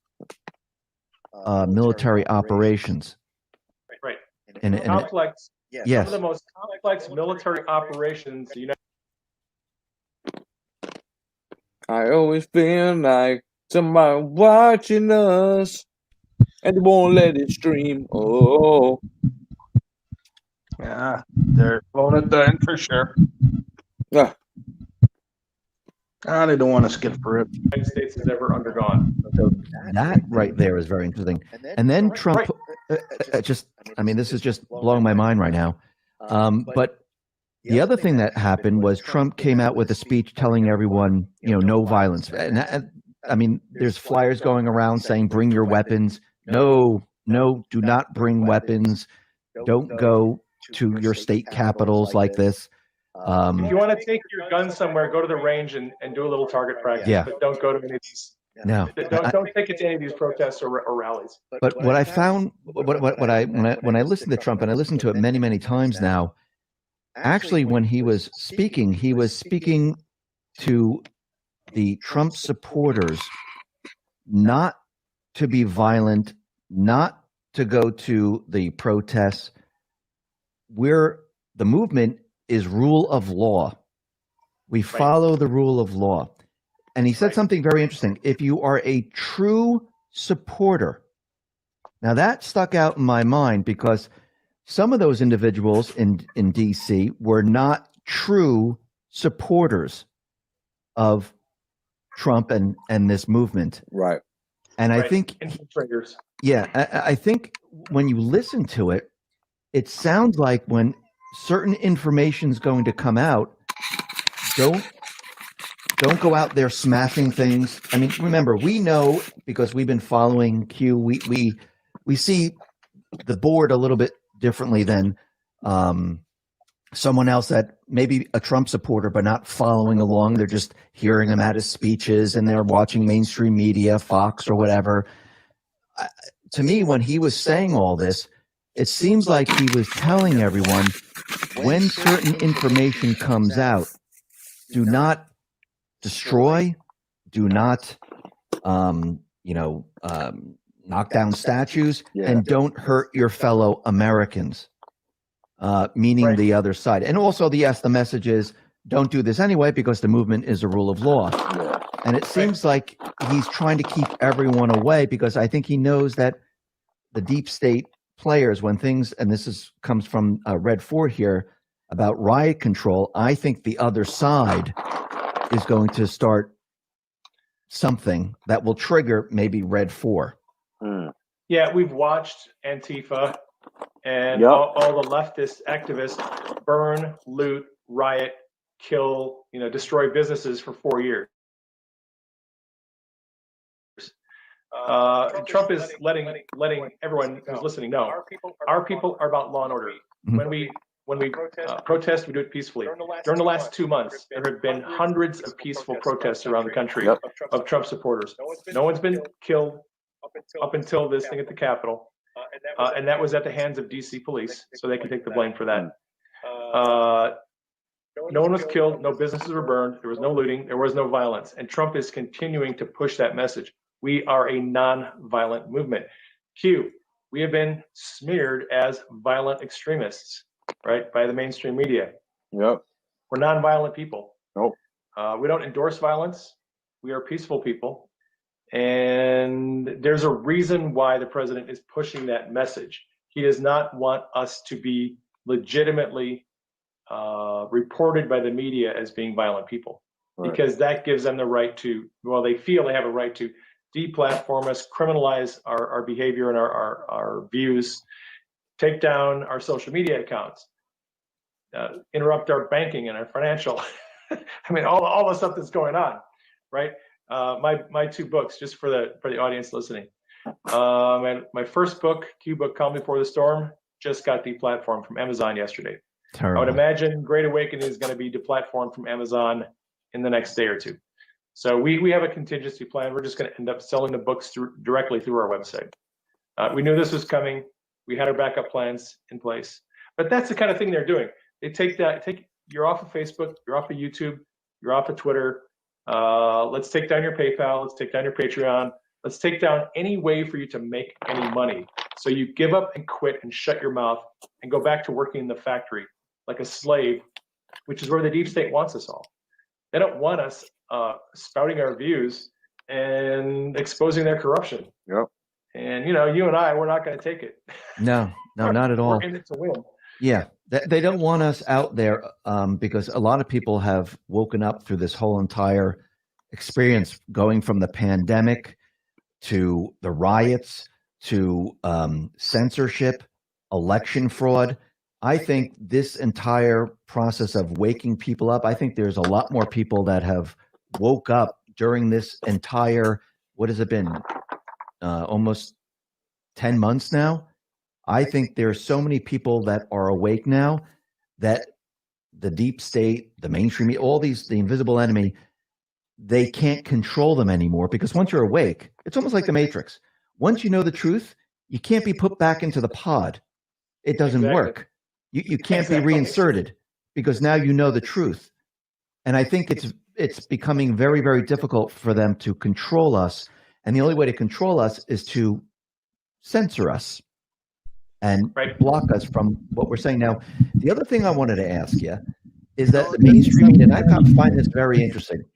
Since the DC thing happened, they've been telling the American public, this is what insurrection looks like. This is exactly what it is. This is insurrection. Now, they just explain to everyone in America that this is insurrection. I'm thinking, because Q has mentioned insurrection many, many times, I'm wondering what's going to happen, because if you go to Red 4 about riots and them storming the White House, them storming the Capitol when things don't go their way, I think the American people will see this as insurrection, because now they know what it is. Right. Do you think this? Yeah, it's unfortunate for the mainstream media. They always project their own behavior on us. Yep. Whatever they're doing, whatever they're planning, they accuse us of doing it. Yep. Right? So they're accusing us of insurrection. I think you're right. I think America is very soon going to have to look into, well, what is insurrection and what is sedition and what is subversive activities and what is treason. People are they're getting educated about those terms. Those terms are going to be much more important in the next month. Yep. Regardless of who gets inaugurated on January 20th, when people say that they think this is over, I can guarantee you one thing: this is not over. So when you say that, when you say it's not over, I mean, let's say Biden gets inaugurated on the 20th. When you say it's not over, what do you mean? Okay, when I say it's not over, what I mean is, if Trump ends up staying in office, then there is a continuation of Trump's program. Mm-hmm. If Biden is inaugurated, then MAGA has to regroup and they're going to start something new, right? Instead of Trump being in office at the levers of control, Trump will be out of office, and it'll be his supporters in the out of power position, and then they'll regroup and they'll have to figure out what they're going to do next. But the whole thing doesn't just end. It's not over. We continue going on. We continue to endorse freedom and liberty and the Constitution, the freedoms that are guaranteed by the Constitution and given to us by God. This whole thing isn't just going to be all of a sudden over and we're going to become slaves on January 21st if Joe Biden is inaugurated. I mean, Biden will try to run his game plan, whatever that is, but it's not like MAGA is just going to cease to exist and we're going to go back into our cocoons and go back to sleep and be servants of a slave state. That ain't going to happen. Something is going to happen beyond January 20th. That's all I'm saying. And I don't know what it is, but it's definitely not going to just be over and be done. You have a critical mass of people who have awakened to the truth. That's what we've done over the last 3 years. We woke a lot of people up, and once you get people awake, you can't put them back to sleep. No, you can't. Yeah, that's right. So let me ask you this. Do you think, I mean, since this individual that wrote in told you about this military plan, and I can't believe this entire time Trump has been in office that he hasn't been planning, not just him, but others planning for this moment coming up. Because think about everything that he did. And I'm not just talking about with, certain executive orders. I'm talking about building the wall. I'm talking about the trade deals. I'm talking about deregulation. I'm talking about, everything that he did up to this point. You know what Biden is going to do, right? He's going to undo everything as quickly as possible. They've already been talking about it. So to me, for him to go 4 years and end up right now just to have everything undone, it doesn't make sense to me. I mean, something does not make sense because Trump, he doesn't lose. He wins. And I'm not saying, Trump is, the next coming or anything, but I think he was put into this position on purpose to fulfill a mission of restoring America. Because listen, in the House, they just impeached him. He had no due process whatsoever. They just went ahead and they voted. Now it's going to the Senate. Look what the Senate has already done. Do you think the Senate is behind him right now? I don't think so. I'm not getting that feeling that, they're behind Trump. So will he have the ability to defend himself? I don't know. So if he's impeached, what happens? I don't think he can allow it to go that long, because what's very interesting is that when he was down in Texas, he said that the 25th Amendment that Pence was supposedly supposed to push has zero effect on him. And Pence came out and said he's not doing it. How did he know it had zero effect on him? Yeah, he also said it's going to backfire on Joe Biden. Yes. Right. So what is he saying there? Is he saying that if Biden's inaugurated, the Democrats are going to pull the 25th Amendment on Joe Biden and get him out and let Kamala become the president? I mean, it almost sounds like he's hinting that, hey, Joe, they're planning on taking you out too. See, I read I'm it. not sure. I read it a little differently when he says this is going to come back and hit you. The 25th Amendment was being used to remove Trump. I think he's saying that you are going to be removed. I don't know if it's going to be by the 25th Amendment. I think he's telling them that you're going to be removed.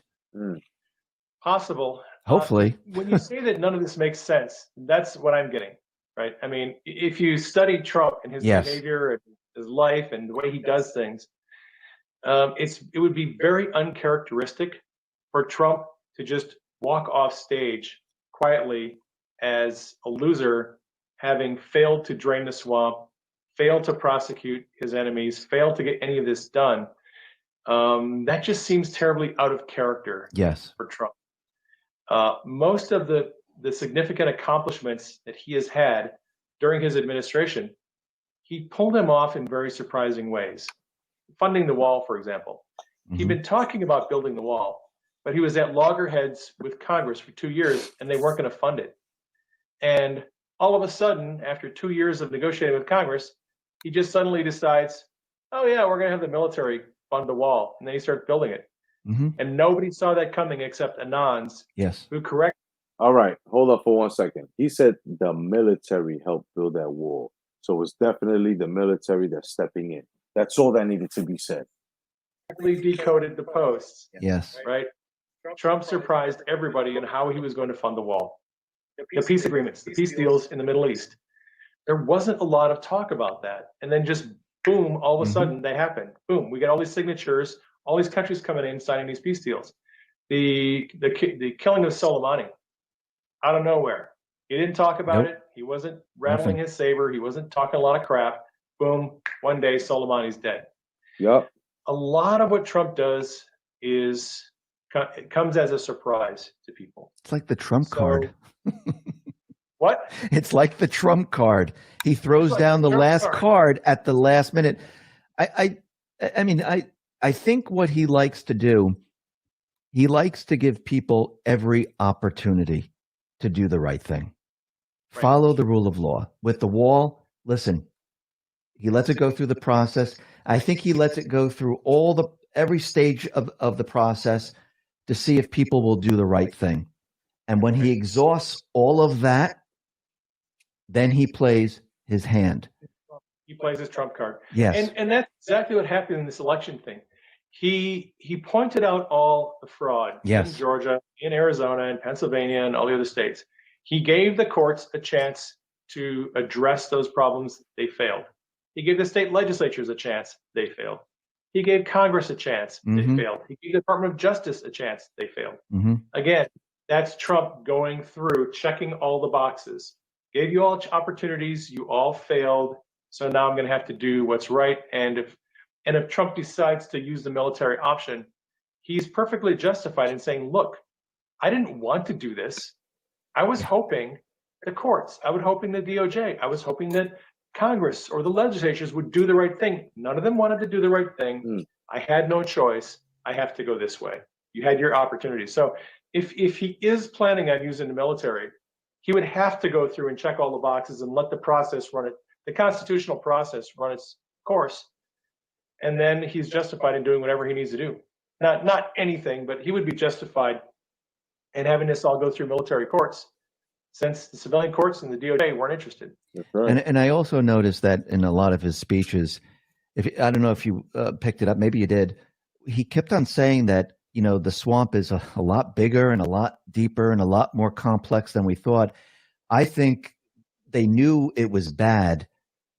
Maybe they always knew it was really, really bad, and they were just letting us know that this is much, much larger than everyone thinks. It's not just a couple of politicians.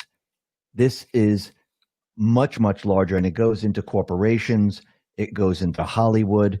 And I think this is a much bigger takedown of the swamp than anybody could even imagine. Yeah, I agree. It's obvious from his statements that he miscalculated the cunning, dishonesty, and corruption of the mainstream media. I think he also miscalculated on the breadth and depth and nature of evil of the DC swamp. I think if he gets 4 more years, we're going to see a very different approach.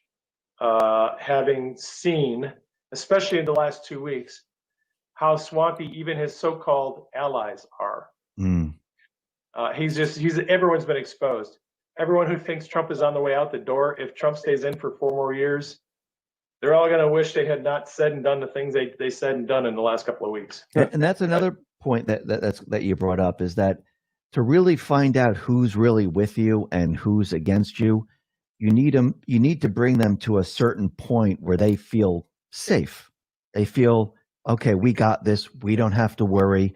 Biden's in. Now I can show everyone who I really am. Remember, politicians, they're incredible actors. Yep.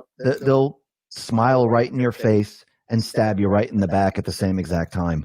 So I think he wanted to see who truly was with him, who follows the Constitution, because it doesn't make sense to me when all of a sudden all these individuals who said they were going to object to the Electoral College and object to the electors, because of people going into the Capitol, that changed their mind.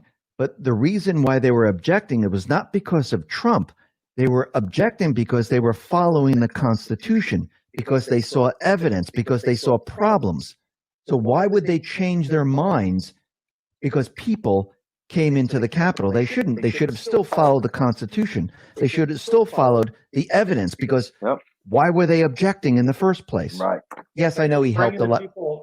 Bringing the people into the Capitol building gave Congress a reason to justify not hearing the objections, not separating for 2 hours of debate.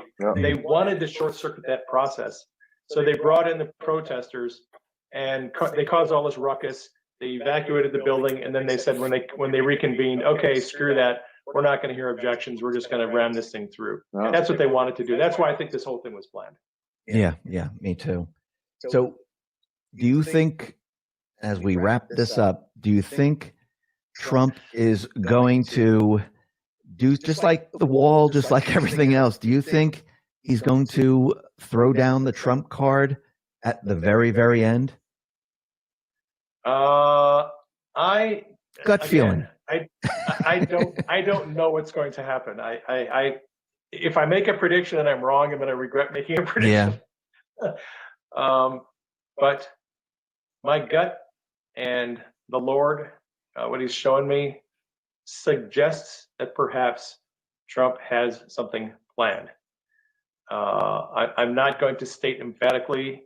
I'm not going to say, "Thus saith the Lord." I'm not. I'm not going to claim to have secret squirrel intelligence insider information. I think there is a reasonable likelihood that Trump is planning something. I don't know what that is. I have my hunches and suspicions, but I think we're going to have to wait 6 days and find out what happens. I agree with you. Hey, Dave, thank you very much for being on the spotlight. I really appreciate it. Once again, there we go, guys. You know, that was a very good interview. We got a little bit of insight on that, on top of the other things that came out. You know what I'm saying? I hope you guys, man, just be very careful out there, man. You know, if you're in America, stay your ass home these days. Make sure you stock up. You get all of the canned goods and shit. You know, get some water. You know, get some snacks. You know, just chill out. You know, if you drink, get yourself a couple of whatever the fucks you drink.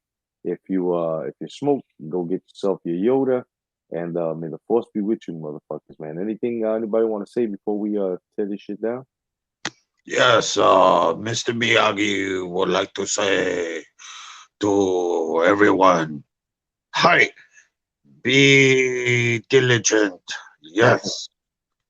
No Cobra Kai. Hi. Brian, you got any last words, brother? Next couple of days going to be crazy. Everyone just stay safe, and you know we're going to see some amazing things happening over the next few days. And can I say something about the 20,000 troops? Yeah. Apparently Joe Biden has there. Yeah. Has in there, right? If you think the Democrats will, because they've shown time and time again, they don't give a shit about the American people. They don't give a shit about the Constitution. Right. You know, if you think that, you know, that these guys are not here to cause chaos in case something does go down, I think they're there in case of something going down.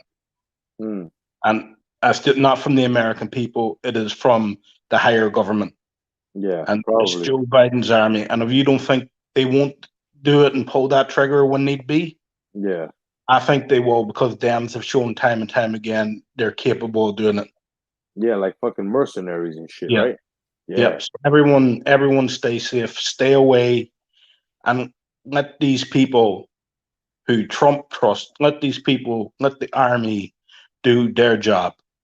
Yeah, and make sure that when you stay home, make sure that if you got your guns, have them locked and loaded. You know what I'm saying? Lock your doors. Listen, if you get a blackout, you already know what time it is. Yeah, absolutely. You know what I mean? Mr. Miyagi would like to say something. Go ahead. As a member of the military force of the United States, I protected the Constitution in all my endeavors, and I love America. So be safe, people. Hi. Thank you for your service, Mr. Miyagi. Thank you for your service, Mr. Miyagi. Right.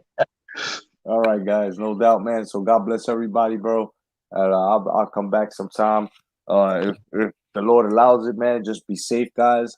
It's the 17th. Yeah. When we wake up, it's the 18th, and we'll be 2 days closer. Boy. Here.